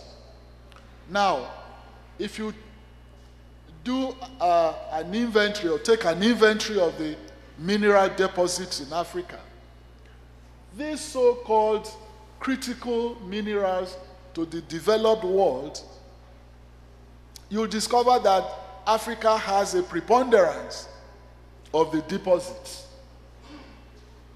So, if we are transiting, if the globe is transiting into greener energy, and Africa has large deposits of the resources necessary for this transition, to power the transition, why don't we exchange these amongst ourselves? If we intensify intra-African trade, we not only develop, there will be comparative advantages. If Nigeria is having abundance of, say, gold or lithium, and Kenya has copper, bauxite, and Uganda has uranium, and all along, dotted all over the landscape of Africa, then we'll exchange. What I need, you have. What I have, you need. Then we exchange, and then together we develop. You will see that that challenge will become a great opportunity for us to forge ahead. That is the way I see these geopolitical global pressures. I don't see it as a challenge. I see it as great opportunity for Africa to introspect, to look inwards, and create internal dynamism, which exists. We only have to catalyze it. And before you know it, Africa will be the destination point for the rest of the world, because I'm told by pilots that the land area of Africa is about the largest continent in reality. And the pilots say they don't even use the normal global map that we use in schools and elsewhere, but that they use a different form of map, which is the real size of the land areas of Africa. They use the real map, and it shows that Africa has the largest land area. And embedded in this large area are numerous minerals, both liquid and solid. And we have an abundance and a teeming, vibrant, youthful population. And this youthful population are so dynamic. And everywhere you go in the world, you discover an African expert somewhere. So we need to just harness these resources through intra-African cooperation, collaboration, and trade. And we will surmount any challenge. Thank you. Thank you. Thank you. I know that in the interest of time, we will continue these conversations both later in the ministerial roundtable. I just want to pick Honorable Joho's mind, but as well with your closing, remarks, and then we'll hear from the chairman and we'll be off the stage. On the same matter, how are we leveraging the geopolitical? First and foremost, I think the basic principle of diplomacy is reciprocity. You get what you give, or you should give what you get. Let's begin from that point. Meaning, we must always never lose sight of really what works for you as a country. What would have an impact for you? And I just want to echo the sentiments of Mr. Chairman here for the first time that we as a continent must be able to identify our own opportunities. And before you look further, we deal with the issues within. Mr. Chairman spoke about connectivity, and mobility, and market access, and free trade discussions around the continent, but also in value chain. For example, if we're having a conversation, say between Uganda and Tanzania, and we have iron ore in plenty that is hematite, and then you have magnetite, how do we create a balance so that we make viable investments that would make sense and support the growth of the countries going forward? So the programs in value addition, exchange of information is critical, investments, so that not all of us in the continent can invest in one thing. That can really only be realized if people are engaging. They have a platform to engage and share knowledge, share experiences. For example, I visited a lithium value addition site here during my stay. I have told my brothers here and I asked for the permission of the minister that let them come and invest in Kenya. We have lithium in Kenya. Why should we look so far away? And Nigeria has led the way. Like we in Kenya, for example, in the area of steel, we have done quite some progress. A lot of the steel production factories are now Kenyan owned. These are the conversations that we must continue to have to see how do we exchange value and contribute to our internal growth as a continent.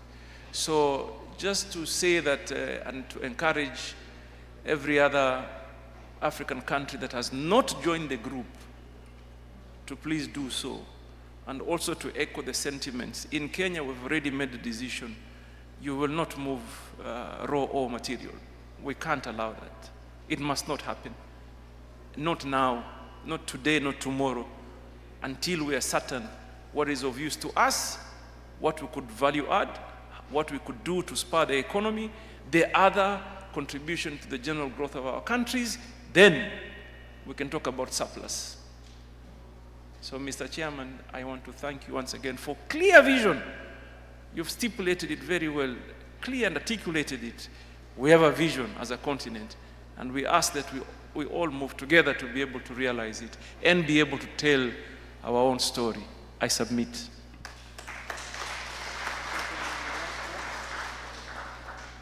Thank you, Secretary General. I just want to add to what my brother has said.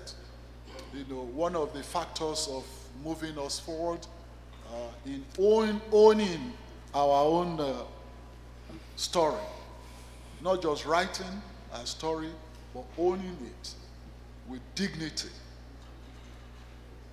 We have said, and he said, emphasized in the morning, that the financing structure or mechanism is needed to power this transition from our current stage into actuality. If we are saying we must domesticate processing and advance industrialization in Africa, especially in our sector, in the solid mineral sector, we must create financing mechanism so that we are weaned off the dependency syndrome of looking outside Africa for funding. Because when you go cap in hand, begging for funding, there is a saying or an adage that he who pays the piper dictates the tune. So when you go cap in hand looking for funding, of course those fundings will come with conditions. And from our experience, we've seen that more often than not, when you are advanced a loan to execute a project, the country or the institution, the international institution that advances the loan, also puts in some seen or unseen conditions, such as even the execution, determining the execution, determining the consultants, and determining even the time frame. So at the end of the day, if you do a critical analysis of all of this, you'll discover that They give you the money with the left hand and take it with the right. So they leave you with a shorter end of the stick. So to get out of that quagmire, we need to create our own local African-based or centered financing mechanism. For us in Nigeria, we have the Solid Minerals Development Fund, which has been created to serve this purpose, assisting small-scale miners and generally providing a kind of institutional backup for the growth of the solid mineral sector. I recommend this model to all African states. Not only that, there are some states, because of differences in capacities, that may not be able to set up such a fund. We can set up an African-sourced or centered financing institution, such as the African Finance Corporation. The AFC is involved in infrastructural development around Africa.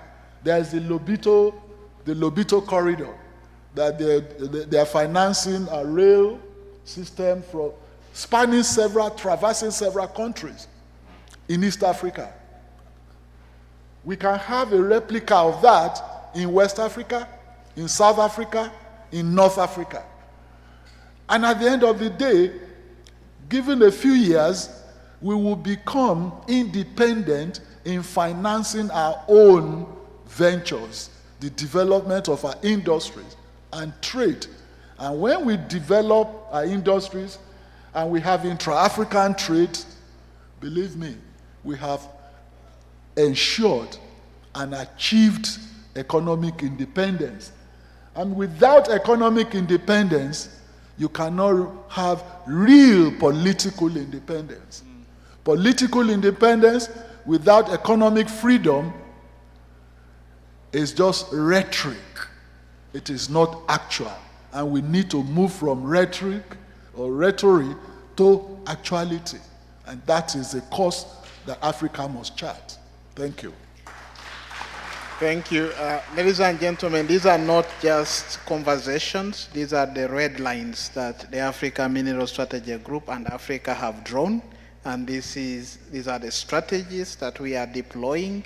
And we invite all the private sector and all the other member states to be able to join us so that we can achieve this generation opportunity, this awakening. Thank you very much.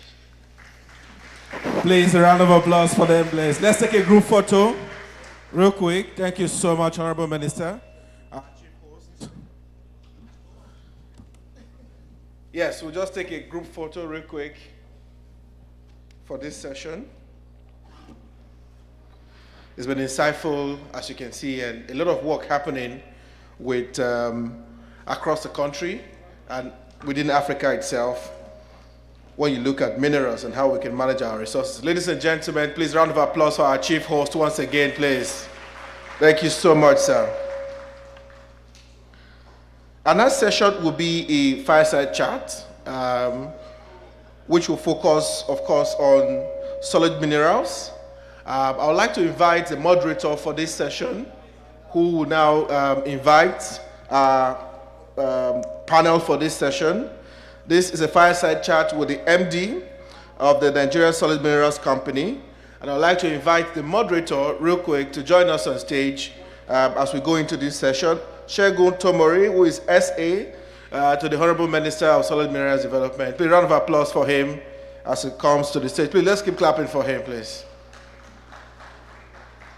This chat will be for the next 3 to 5 minutes, as we're really out of time, so that we can move on to the next session. Thank you. Honorable Ministers, permit me to sit on all other existing protocols, as my principal, Dr. Dele Alake, is wont to say.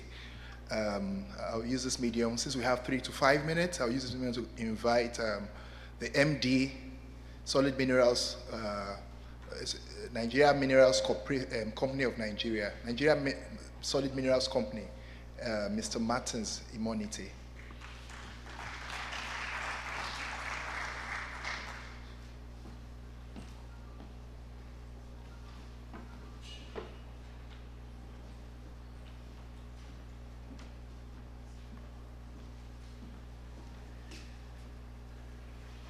You're welcome, sir. Mr. Martins, I know a lot of people in this hall might have heard your name, but this might be the first time they're seeing you physically since your appointment as the MD of the Nigeria Mining Company. So can you please give us a sneak preview into your background and introduce yourself? Thank you very much, Shegun. I would like to first and foremost appreciate the organizers of this event and also to appreciate my Honorable Minister, Dr. Dele Alake, and in extension to the President of the Federal Republic of Nigeria, Asiwaju Bola Ahmed Tinubu, for bringing me back home after close to 20 years of living and working in the United Kingdom and Australia. I did have my first degree here in Nigeria in economics, and afterwards I went to the United Kingdom to do my master's degree in econometrics. And from there I did work for a few years before moving to Australia to work with one of the biggest financial institutions in the world supporting mining. And I did spend close to 17 years in that bank, working on projects for the likes of BHP, Rio Tinto, Anchor, prospecting, and the likes. And yeah, basically I've spent close to 25 years in the world of finance and banking, and I've cherished every moment in that industry. Thank you. Thank you very much. The Nigeria Mining Company is an integral part of the minister's 7-point agenda. How would you say your experience, your vast experience in mining finance would positively impact the new corporation? Yeah, if you look at my vast experience working across Africa, United Kingdom, which is Europe, and Australia, and supporting projects across Asia, Europe, and Latin America, that is what I'm bringing to bear in this new company. And in addition to that, I still remember not too long ago in Perth, Western Australia in 2017, that I met the former President Olusegun Obasanjo, and incidentally, the Vice President of African Development Bank, who is also here in this conference, Professor Kevin Urama, they were like asking me to come back home and contribute my quota. And at that time, I politely told the president that I wasn't ready yet. and that was it. And one of the reasons I saw then was the fact that the political will was not there. But apparently, few years ago when I met Dr. Alake in Perth, and he shared his vision with me, what he was trying to achieve, and I was just sitting at the background looking at what he was doing with his 7-point agenda, and the fact that he made a promise and he's kept his promise, and on top of that, part 2 is coming to office. Nigeria was not part of the conversation. When we were talking about mining, Nigeria was not there in the global mining space. But in the last 18 to 24 months, less than 24 months, we've seen that going to international conference, Nigeria is now part of the conversation. And so one of the things I'm going to bring here is to try and see how we can attract private capital into the sector, seek joint ventures, partnership with the top mining companies across the globe, within the top 20, and also use my working relationship with our development partners as well, the AFC. I know we've been working with AFC in recent past. We want to deepen that relationship. And I'll be having a chat with the Vice President of African Development Bank, Kevin Urama, who is here in this conference, to see how we can, get them on board as well to start to finance some of our projects in the solid mineral space. Thank you very much. It will be recalled that there was a mining corporation or a solid minerals corporation before that is defunct. So, Mr. Martins, what would you be doing differently to ensure that this new company, mining company, endures and is institutionalized? Yeah, that's an interesting question. And let's look back at the establishment of Nigerian Mining Corporation, which dated back to 1972. And that was when mining was the backbone of the Nigerian economy. It was contributing 5% to the GDP at that time. And over the years, it has gone comatose. And when President Olusegun Obasanjo came in, they decided to privatize it. And in the process, some of the assets of that mining corporation were sold, and we are left with some few assets and mainly joint ventures agreement with some other companies. So what we're going to be doing differently is that one was was a government-owned institution, which, across the globe, we all know that government over the years has not been a good, So how would this? So this one is different. This Nigerian Solid Minerals Company is different. This one is going to be a private-public partnership, all right, that is going to be 50% private investor, 20% federal government, and 25% later on will be to the general public, Nigerians, so that the prosperity of mining can be beneficial to Nigerians, which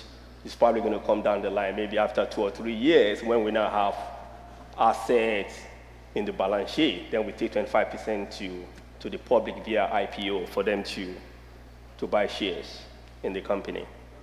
Thank you very much. It's been a few months since you've been appointed as CEO.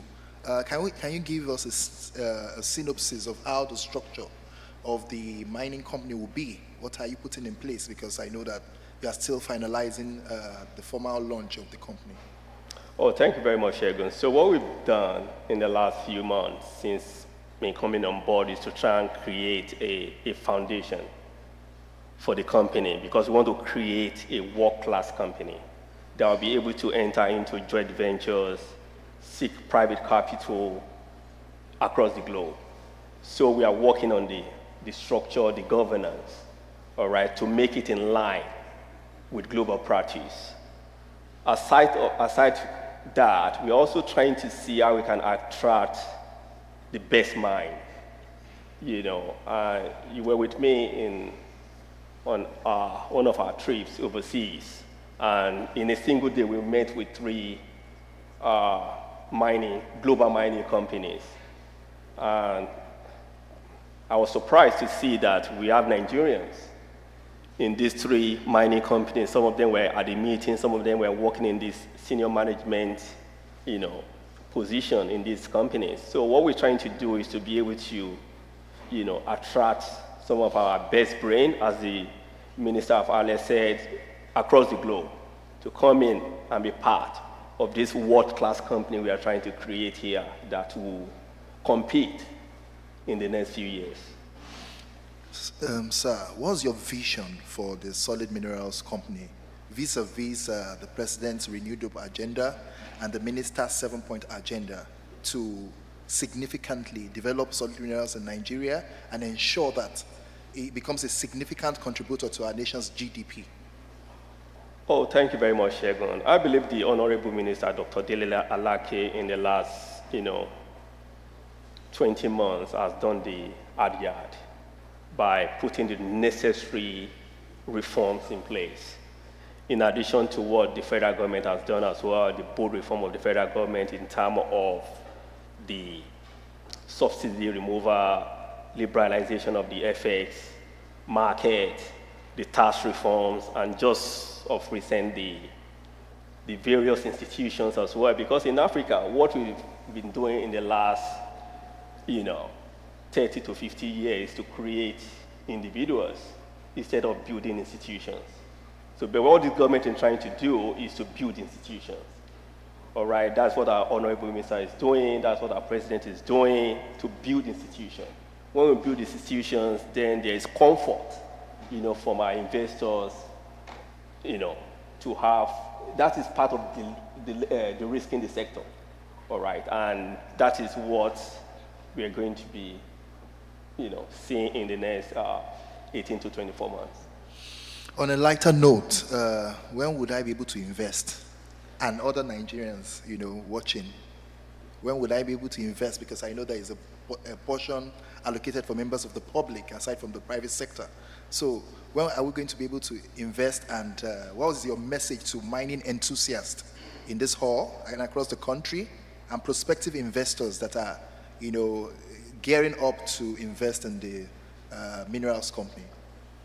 Oh, no, for sure. But one thing I need to let the teaming audience know is the fact that mining is not a local business. Mining is an international business.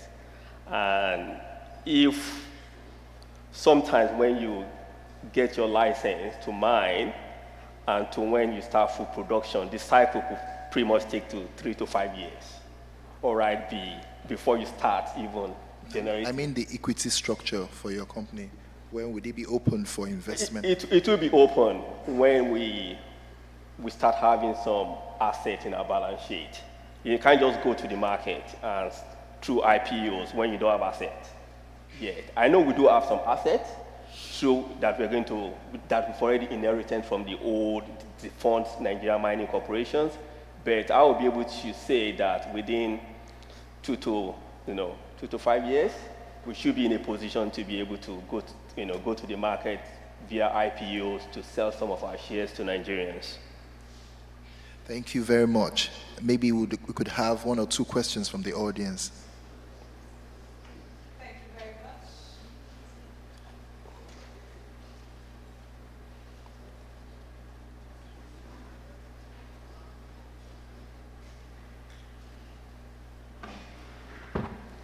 All right, thank you very much, Segun Tomori. A round of applause, please, for them. We cannot see any hands lifted, so it means it's well understood. Okay, we'll take just one question because of time. Could you please step forward and the mic handed over to him? Please, your name and your designation, quickly, and your question as brief as possible. Thank you very much. My name is Benga Okunlola. And I want to congratulate the MD of the new mining company and also the Honorable Minister for this great effort. Now, my question is this. Do you have open areas in Nigeria where you could get assets, mining and exploration assets?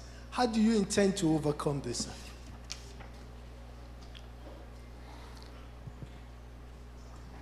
Over to you, Mr. Martins. Okay, thank you very much for that question.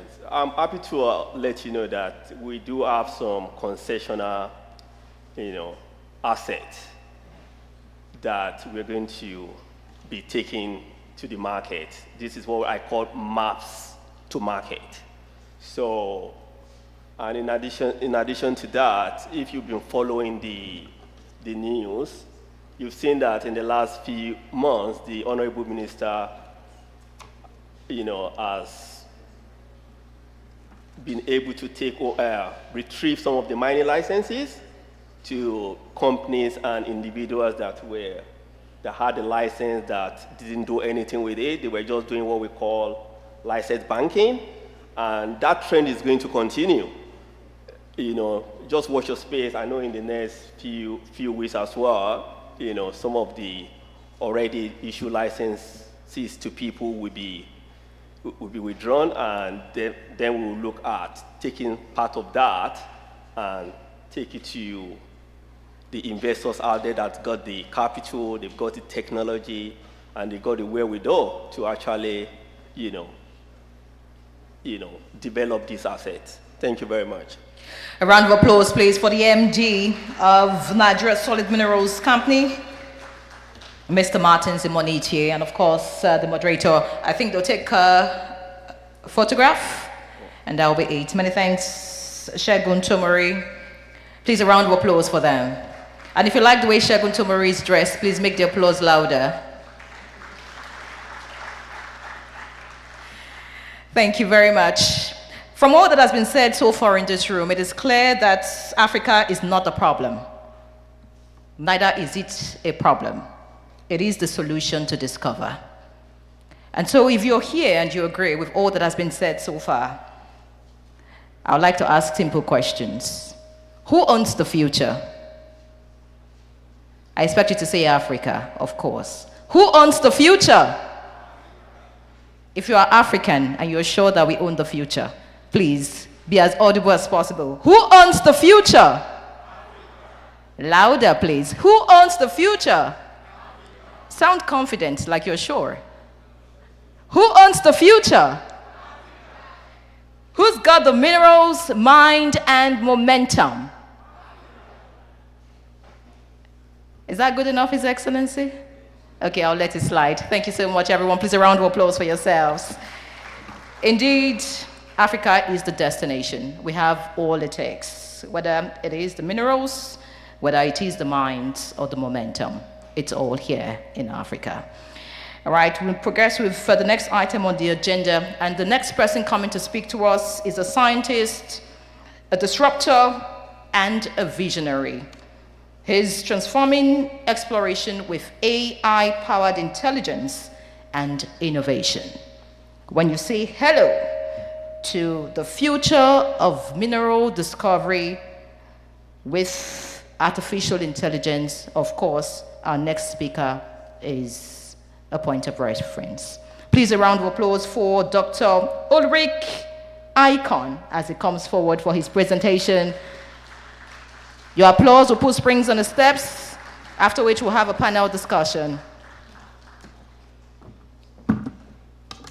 Thank you very much for the kind introduction. Honorable Minister, Excellencies, ladies and gentlemen. I'm very happy to stand here and to talk about how we want to put some of the things that we all talked about today and yesterday, how we put that into reality. I have brought you a presentation. Can you please switch on to the presentation? Geoscan, that's the company that I founded together with the young gentleman in the foreground here. And we have come with, he is the CEO of our German company. I'm the group CEO. We have our chairman, we have our joint venture partner here, and we also have here the CEO of our Nigerian company. So we are totally committed to Africa and to Nigeria. And Honorable Minister, we've seen you several times over that. And I'm delighted that you not only recognized us, but that we can be here today and talk about some of those things. But let's go back to the real problem.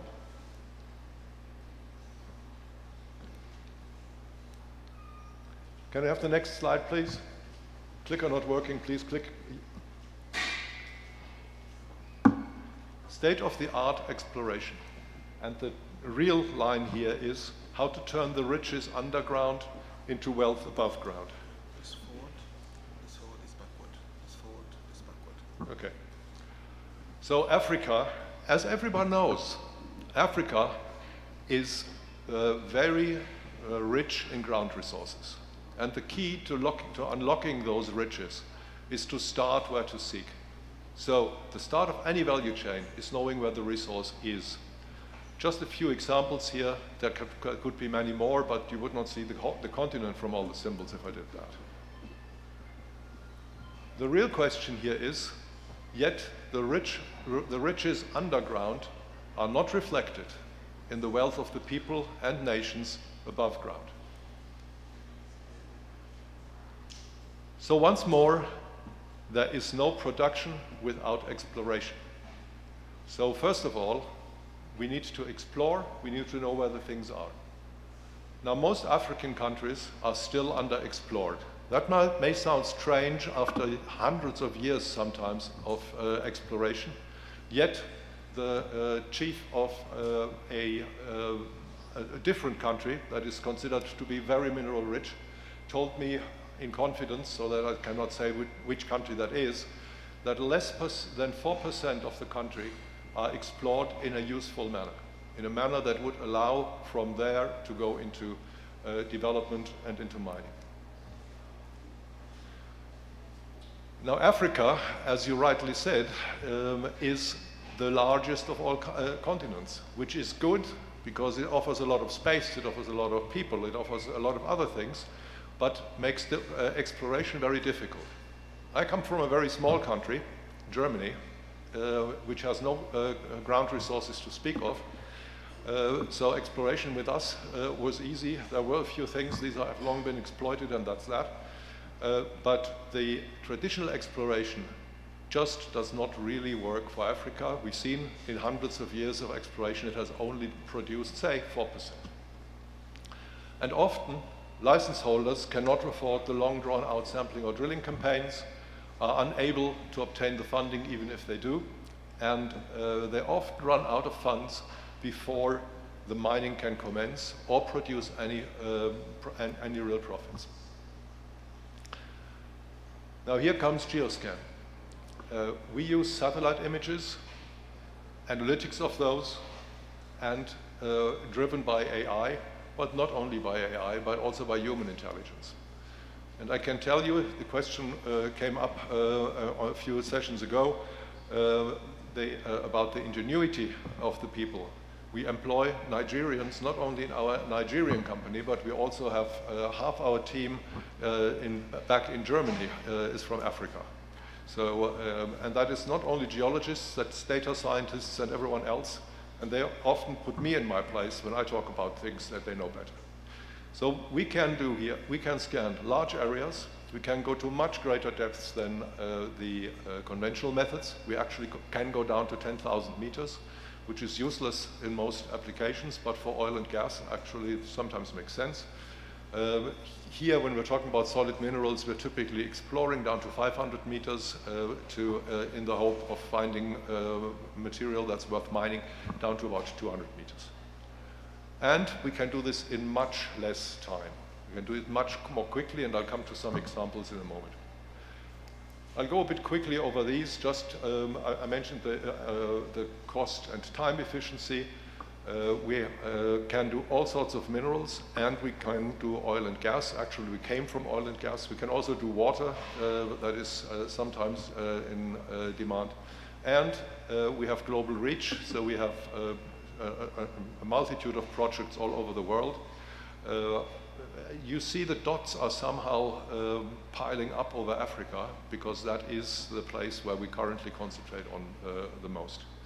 You can also see that some of them are offshore. We do oil projects offshore, and onshore we do both oil and minerals. Our method, as we work from satellite images only, and I'll explain that in one of the next slides, it's non-invasive. It is without any environmental or climate footprint. We can do large areas because of that, and we don't even have to go there in most cases. And of course, it's cost-effective and very targeted. Now this is trying on one page an algorithm that actually was developed over many decades, and we've just reprogrammed it all using the latest technologies. The basic principle is that the core of the Earth, many thousand kilometers down, is so hot and so dense that it radiates, that emits a wide spectrum of radiation waves of all sources. Seismic, electromagnetic, whatever you want to call it. As these travel through the Earth, they finally hit the crust. And keep in mind, the Earth's crust is much thinner relative to the size of the Earth than the shell of an egg is relative to the size of an egg. But as they go through there, they get modified by whatever they hit. And you can imagine that those, let's say, just say waves, travel differently through solid rock than they travel through sand or through oil or gas. And they create a variety of well-known physical principles, refraction, diffraction, damping, etc., which over time, over the very long time, leave subtle patterns, structures on the surface of the Earth. These are characteristic for what those waves went through. These are typically not visible to the human eye, but they are visible to our algorithms, and we read them from satellite images. We create the G-scan matrix that's in the middle of the page here. We always work in 3D. We work in native 3D with our AI algorithms. And then we can create whatever we want. So we then have a block, the 3D matrix, and we can cut that any way. We cut it horizontally to get maps. We can cut it vertically to get 2D sections. We can even go just in one place, which gives us the virtual drill hole or virtual well if it's oil or gas. So we can recreate whatever seismic can create, and the picture that you see there with these blue blobs on them, these are actually our own hydrocarbon markers. This is an oil and gas example. So they denote oil or gas in this case.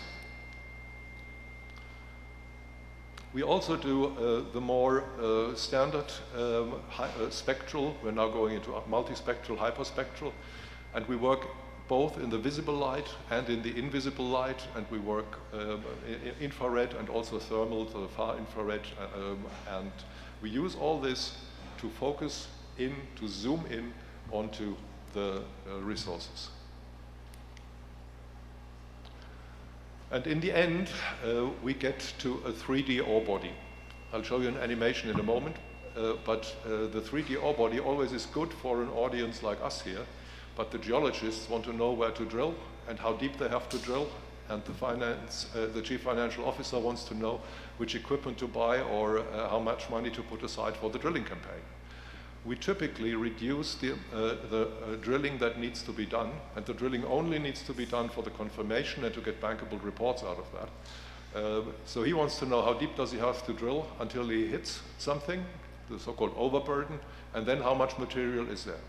And in the end, they all want to know, of course, how much material is there in total. And these are the maps that we show for that, and you can probably not read that in this projection here, but we clearly identify points for sampling, and we identify points for drilling. Now this is the 3D ore body that we generate in 3D. And you will see this particular one in a concrete example on one of the next slides. Now, I said we do confirmation drilling. Here we have a gold project that is not in Africa, that was actually North America. A gold project that too had been researched and drilled for decades. The company that did that, or 3 companies in succession, went bankrupt because they couldn't finance the next round. And for the last one in that, the new one, the 4th one, we did this analysis. You see that the green lines, these are the drill holes. They just did the needle pricks, so to speak. That's what they said. And we could calculate with that and through that the real ore bodies going down below what they were drilling. They were only doing the American standard 21-foot bore drill.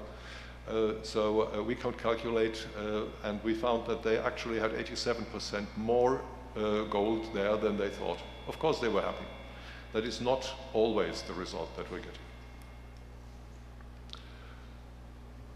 As I said, we're committed to Nigeria, and our CEO Oliver has been here with the German Chancellor 2 years ago now, and visited you, Honorable Minister, visited Ms. Shinkave from the Development Fund, And we have since founded a company, a subsidiary or a joint venture, I must say, with Mr. Nazir Ubada, who sits over there, and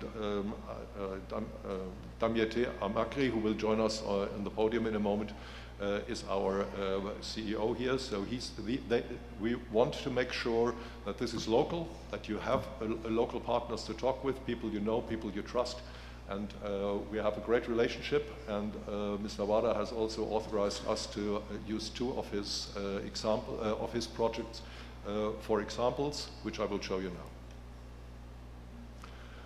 now. So we were looking for pegmatite. Really, we were looking for lithium. And when you saw me walk up with a rock here, that's spodumene, the material that you love to find when you're looking for lithium. Just so that that you see this, we are looking for this from space. 3 minutes, I'll do it in 3 minutes. And so we do as we always did, prospectivity grid first. This is the grid that you see on the left. And the red is the very high prospectivity, and the less there is, the less prospective it is. And the G-scan signal, which I showed you before, that's the blue bodies on the right. And if you look at the top right-hand corner, northeast for those who think in maps, that's where we found major ore bodies. Actually found 15 major ore bodies throughout the area. Interesting side line, there is a lot more than these 15 ore bodies there. And there is lots of artisanal activity going on. And in one of the other panels, there is a discussion, or will be a discussion about industrial versus artisanal mining. In this case, they go together easily because the small places don't make sense to mine industrially.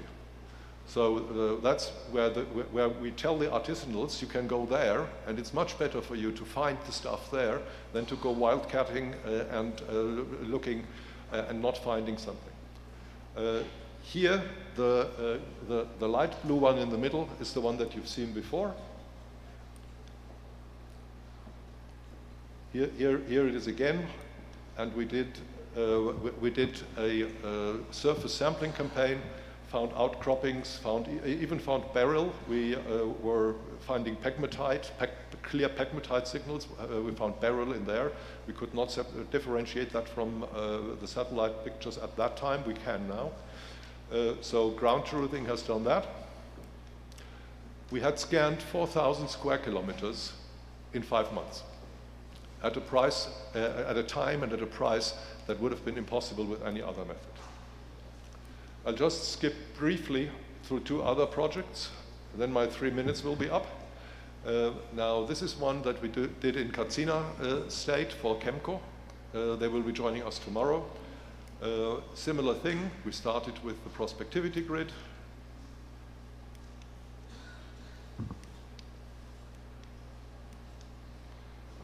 We started with the prospectivity grid, then went to the blue clouds, as they call it, and this all makes a lot of sense. And this too has been proven by sampling, and drilling campaign will start in a moment.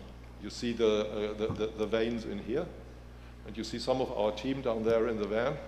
You have to give me 1 minute for this not switching. So finally, the Kogo project, again a project of Mr. Wada's, where said Nigerian mining company had been mining tin like 60 years ago, and we ran an analysis on that for us as a total greenfield. We did not know any of the data. While we were doing the satellite, Mr. Wada's team from Esoterra, and especially Professor Ibrahim Garba, who may be in the room but will be later. He dug out the results from then. So we did the full analysis. You see the squares from the prospectivity grid. You see the clouds. They overlap nicely, which is what we would like to see. And then when we compare this with with the drilling points. That's just the upper left corner. With the drilling points and with the drills, it fully confirmed that. And I can confidently state that this is a project from the beginning to the end, satellite analysis with everything, ground truthing, samples taken, drills made, and it is a significant find of tin and of copper and of a few others that lead too far. If I had 10 more minutes, I could show you some charts.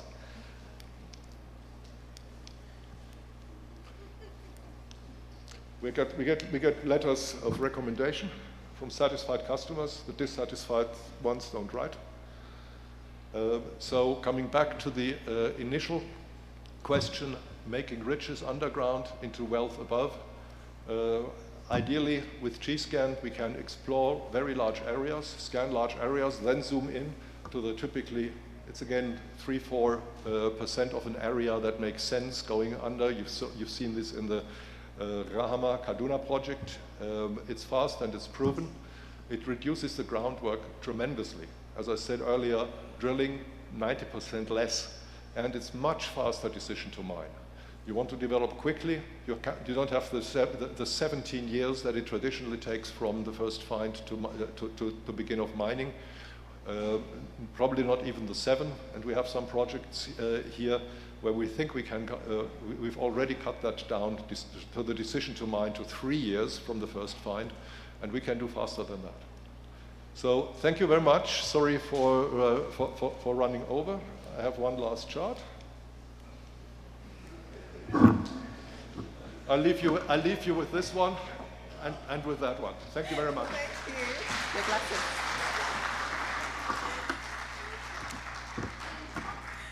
At the start of that presentation, I told you that the person who was coming to speak to us is a scientist, a disruptor, and a visionary.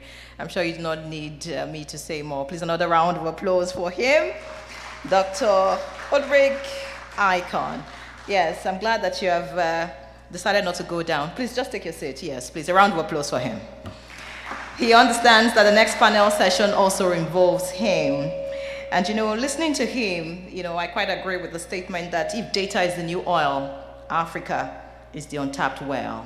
And so much to be said. It's now time to talk about from mine to market. That's the panel session. And to lead us, to moderate this session, of course, is Mr. Jolly Edem. Please, a round of applause for him as he comes forward quickly to moderate the session that will last for just 10 minutes. I will be timing, and I would ensure. Please, a round of applause for this gentleman as he comes forward.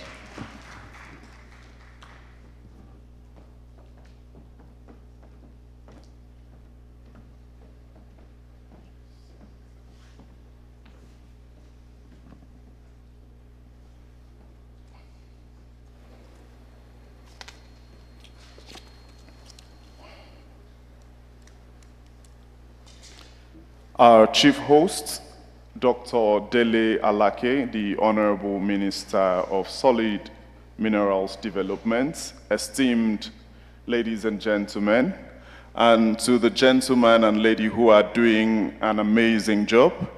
I hope I don't have to beg for more than 10 minutes after. We'll be talking on from mines to the market, how tech, energy, infrastructure, and logistics shape rural development. Of course, we are looking at a win-win situation where the investor wins and the community wins. We are looking at a situation, a departure from where people go into mining activities and other activities in communities. While the hustle is on, the community bustles, and by the time they are done, they leave and everything is left in total comatose.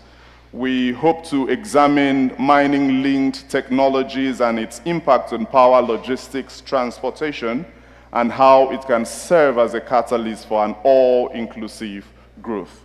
And I have leaders shaping master systems that connect natural resources to projects and the real impact on the ground. Well, already seated is the founder and group CEO of G-Scan, Dr. Ulrich Icon. Thank you so much. Please clap as I bring up Abimbola Olufore Wycliffe, lead partner, Wycliffe Advisory and Consulting Limited. Please make your way up. Thank you so much. In swift succession, let's also have Andreas Spice, Chairman, Geoscan.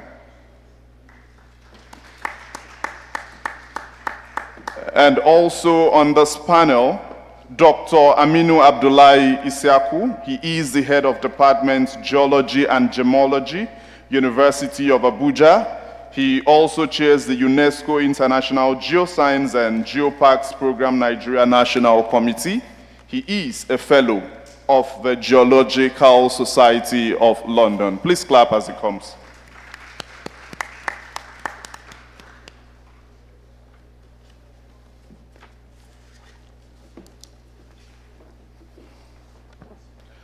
All right, thank you. I'm a professional master of ceremonies, so when I hear 10 minutes, I like keeping to time. So please, up front, I beg our panelists, please, when I ask a question, go straight to the point, hit the point, and then we can proceed. So I'll start with you, Dr. Ulrich. Geoscan operates at the earliest stage of the value chain. How can pre-exploration data reduce risk and encourage capital? Well, thank you very much. The obvious point is that what you saw on one of my charts, when we do a large area, we find that about 95% of that you don't even have to look at anymore. You can safely ignore. And where we had the blue clouds and the red squares, that's where to look at. And we can do this in a very short time, and we can do it at a fraction of the cost that it normally does. That already de-risks a lot.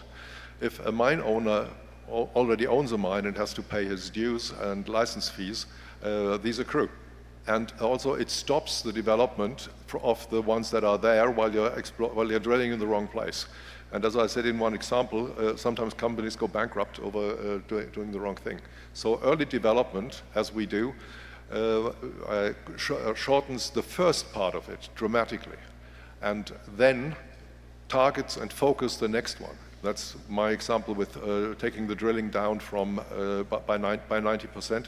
That also shortens it dramatically and reduces the cost. So it takes out a lot of risk of the early investment, and you get to be productive much earlier. Plus, with doing this and data-based and not based on somebody's belief or somebody's seen a white stone somewhere and thinks there must be a mine behind it, then that also leads to it being bankable much earlier on.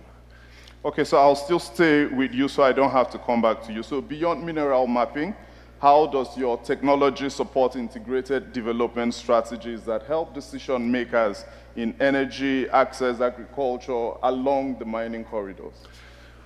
Well, first of all, if the mine begins to bring some wealth, as I did on the cartoon that I found somewhere, brings some initial wealth to a previously poor area, everything else develops with that.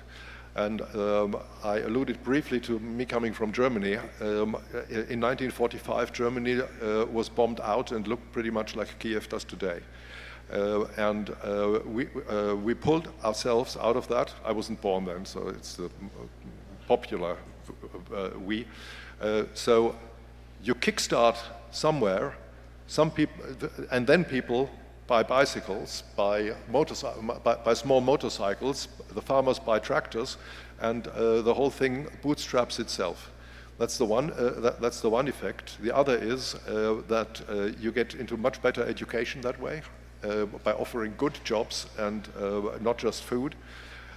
So people can then help themselves, and the whole effect keeps self-energizing and runs up. That's the main effect, but there's other effects, of course, too. I mentioned along the corridor, Mr. Wada also has projects in agriculture to which we contribute, and some others. So there is a lot that can be done all at the same time. So it does not have to be just a mining town. When you do your mining right, you can have agriculture on the next lot. and you can have a company as a factory on the next, and you can have a little airport on the next lot. All right, thank you so much. So, Abimbola Wycliffe, I'm on to you now. With your experience in oil and gas and energy infrastructure, what cross-sector lessons can guide Nigeria in building integrated development corridors that serve mining, agriculture, local industry, and rural communities? Okay, thank you very much for your question. And I stand on existing protocol, and I would like to mention one key thing. In the oil and gas sector, we suffered something which we all know as the Dutch disease, and it's something that we should not transfer to mining. The reason why I say this is because we cannot continue, and that was actually emphasized on stage here by both the ministers on the African Mining Strategy Group conversations, which I really enjoyed, by the way. We cannot continue to export or to kind of like be too big on the raw materials. We have to process in-house. We have to look at the lessons within the sector, especially in oil and gas, starting from an ESG perspective, when you even look at it from the host community commitments that were done and how those had to be re-engineered into the sector. We have to start with that to say that we cannot leave these communities. The minute we start to mine within the communities, we also have to start to think about how to generate wealth for those communities and how to ensure that the communities themselves are upskilled to deliver on this. Because as said, as soon as we start this mass exportation of our resources, then we can begin to build. And I strongly believe in the Africa for Africa mandate that's ongoing. And we have to also look at things from an infrastructure perspective. We had a lot going on in the oil and gas sector, but one of the key things that limited the sector was infrastructure to evacuate to markets. So at this moment now, where mining is in Nigeria, we need to do an overlay and a special planning of infrastructure with assets and leverage where we actually have pre-existing infrastructure. The likes of Ajaokuta Steel Company, for example, we were privileged to do a value chain assessment of the steel sector last year for the presidency, and looking at where we have the natural finds, where we have existing assets that are kind of like deemed moribund, which are really not, because they are great. And if you look at the infrastructure connections, you see that these are big opportunities that Nigeria can leverage. We also looked at it, value chain-wise, regional, as well as leveraging the AFCFTA, which is the continental market. How can we come together? And it was good to hear, the mining strategy, for Africa initiative, looking at this as well. Collectively, as Africa, how can we come together and leverage each other's competitive advantage to ensure that we are reducing our defense vulnerabilities as well as our asset vulnerabilities? Thank you. Okay, I'm centered on oil and gas, but I see you traversed onto steel. So in the context of energy transition, what decentralized models? So for decentralized models, I would say gas. Africa is gas rich. We have an energy transition plan that is depending on gas to transition. We cannot leapfrog into renewables as fast as the world would want us to, because we have to leverage our own gas resources. We have to explore gas and utilize gas. And when we talk about gas, I'll still go back to our hubs, where we have mining hubs that are co-located with where we actually have gas infrastructure already roughed in. And we just need to do this interconnect. Hopefully with the funding, or let me say, like the several funds that we have, and the one that maybe SMDF, for example, there can be collective investments into these infrastructure to ensure that everything is coming together nicely, so that we're not just harvesting resources from oil and gas itself, but minerals as well. Okay, so very quickly, still staying on you as an advisor, how do we translate early stage information, okay, into strategies in all of these corridors bearing in mind that we have the investor and the community in mind? So that is actually very apt because I think it was one of the MCs that mentioned that data is the new oil, and data has actually been the biggest assets that the world would ever have. And this kind of assets in the mining sector are things that we should leverage, the likes of geoscan technology, the likes of what Esoterra is doing with their smart technology. When we gather data, data becomes value. And just like Dr. Uli said before this panel session, we cannot generate wealth if we do not know where to find our resources. So first of all, it's finding these resources, and data is the only thing that can make it happen. And there can never be too much data. When we have the data, we mine it, and then we get information that is critical to generating wealth. Thank you. All right, thank you so much. Please, now on to Andre Spice. Still on early stage certainty through high resolution data and planning. How does this culminate into bankability across the mining sector, agricultural sector, energy sector at large? How does this do this? Thank you. We're all hungry, and so I'm trying to be brief.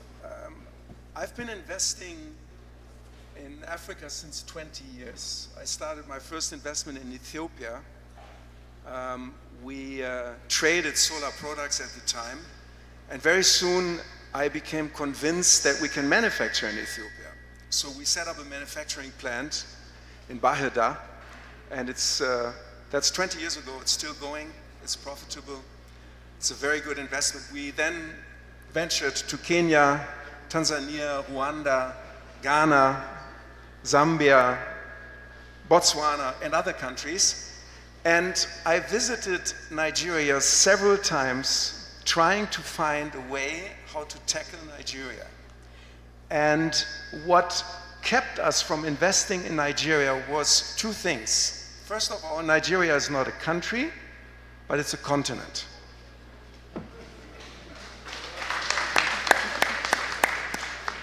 It's like India. India is not a country, it's a continent. And Nigeria will be by population the third or fourth biggest country in just 50 years from now. Secondly, data, we speak about data all the time. Let's speak about people. Finding the right partner is absolutely essential for the value proposition. You can have data as much as you want.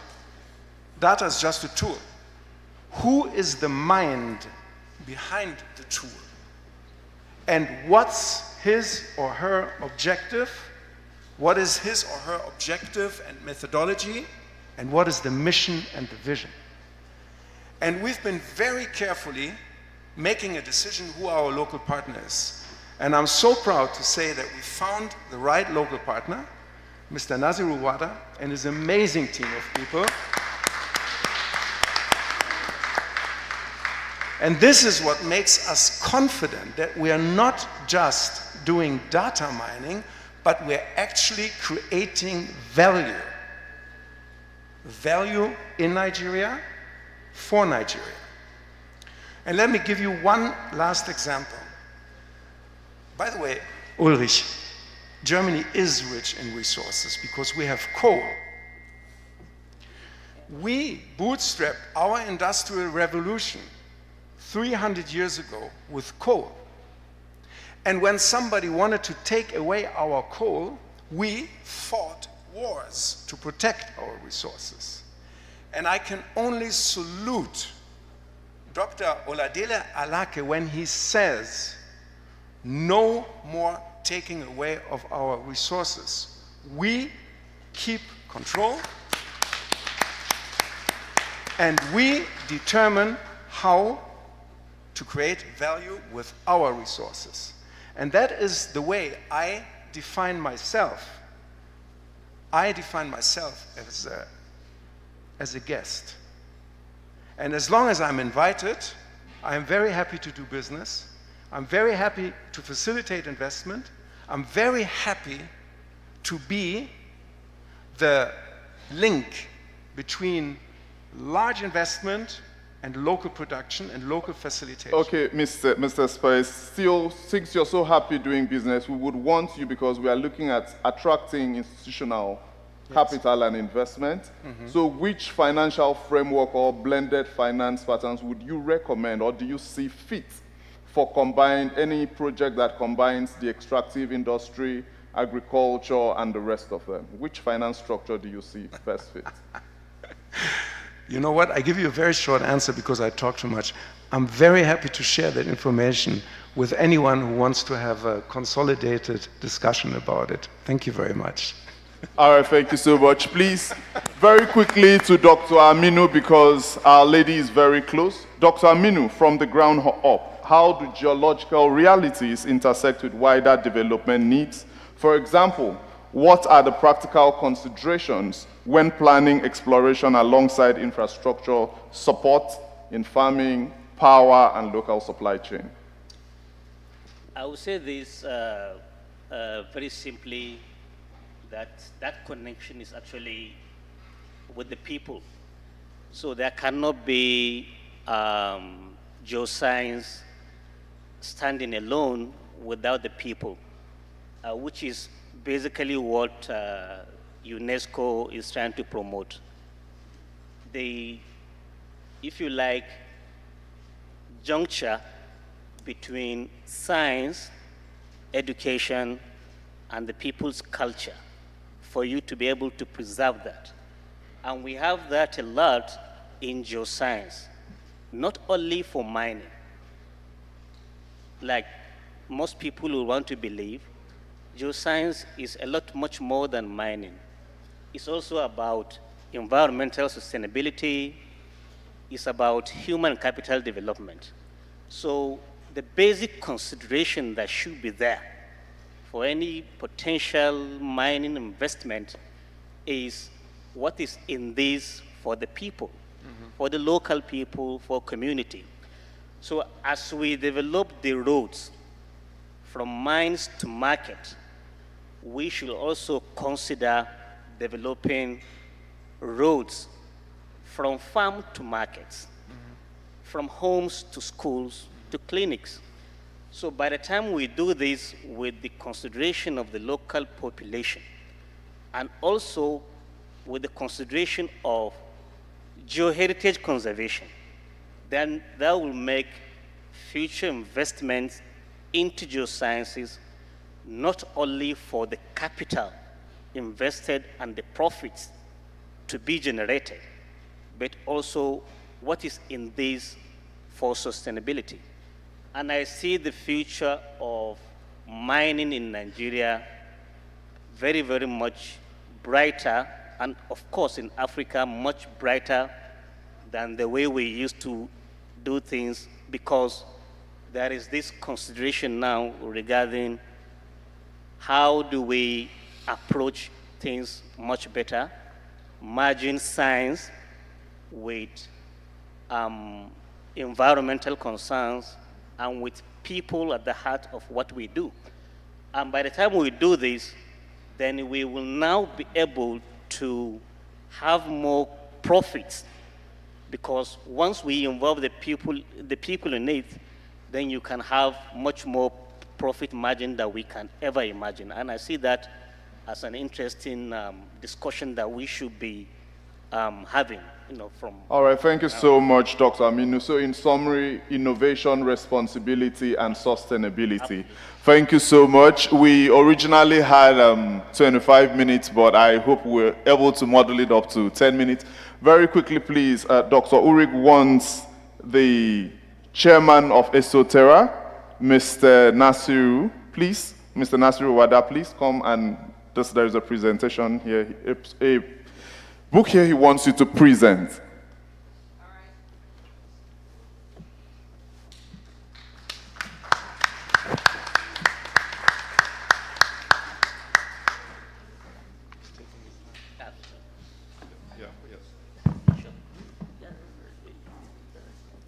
Well, what we are going to present, to not keep this a secret from you, is the executive report of the last project that I talked about, the copper and tin project in Bauchi province, Bauchi state, and I know the governor is here or was here.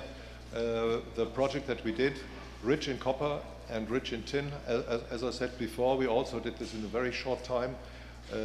Professor Gerber, who I think is somewhere in the back of the room, worked on this in this area as a young geologist, as a junior geologist for the Nigeria Mining Company of the time.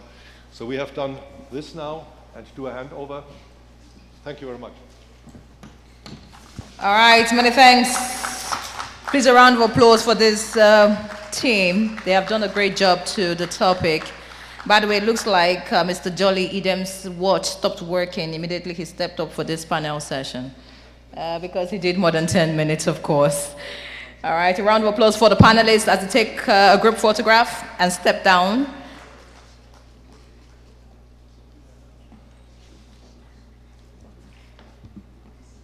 If you have a copy of the agenda, I'm sure you would agree with me that we are almost done with today's package on the summit. We have just 2 more panel sessions left. Very power-packed, interesting, engaging, and I'm sure you would enjoy it. But we're going to do something quickly now. We're going to rise. I'm going to say Afnis. You're going to say we lead. And when I say Africa, we rise. We're going to do that now, after which I'll tell you what is happening next before the 2 panel sessions that we have that will conclude today's summit. So are we ready for that? May we please rise?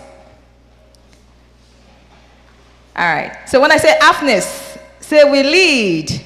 Afnis. Africa. Let's do that one more time. Afnis. Africa. We have reason to go for a short break, after which we'll be back for the next 2 sessions. Please, a round of applause. Thank you so much for your time. The session continues. We have 2 more panel sessions, and then we'll be out for today. Don't forget that Afnis continues tomorrow, and the ministerial roundtable will still hold today.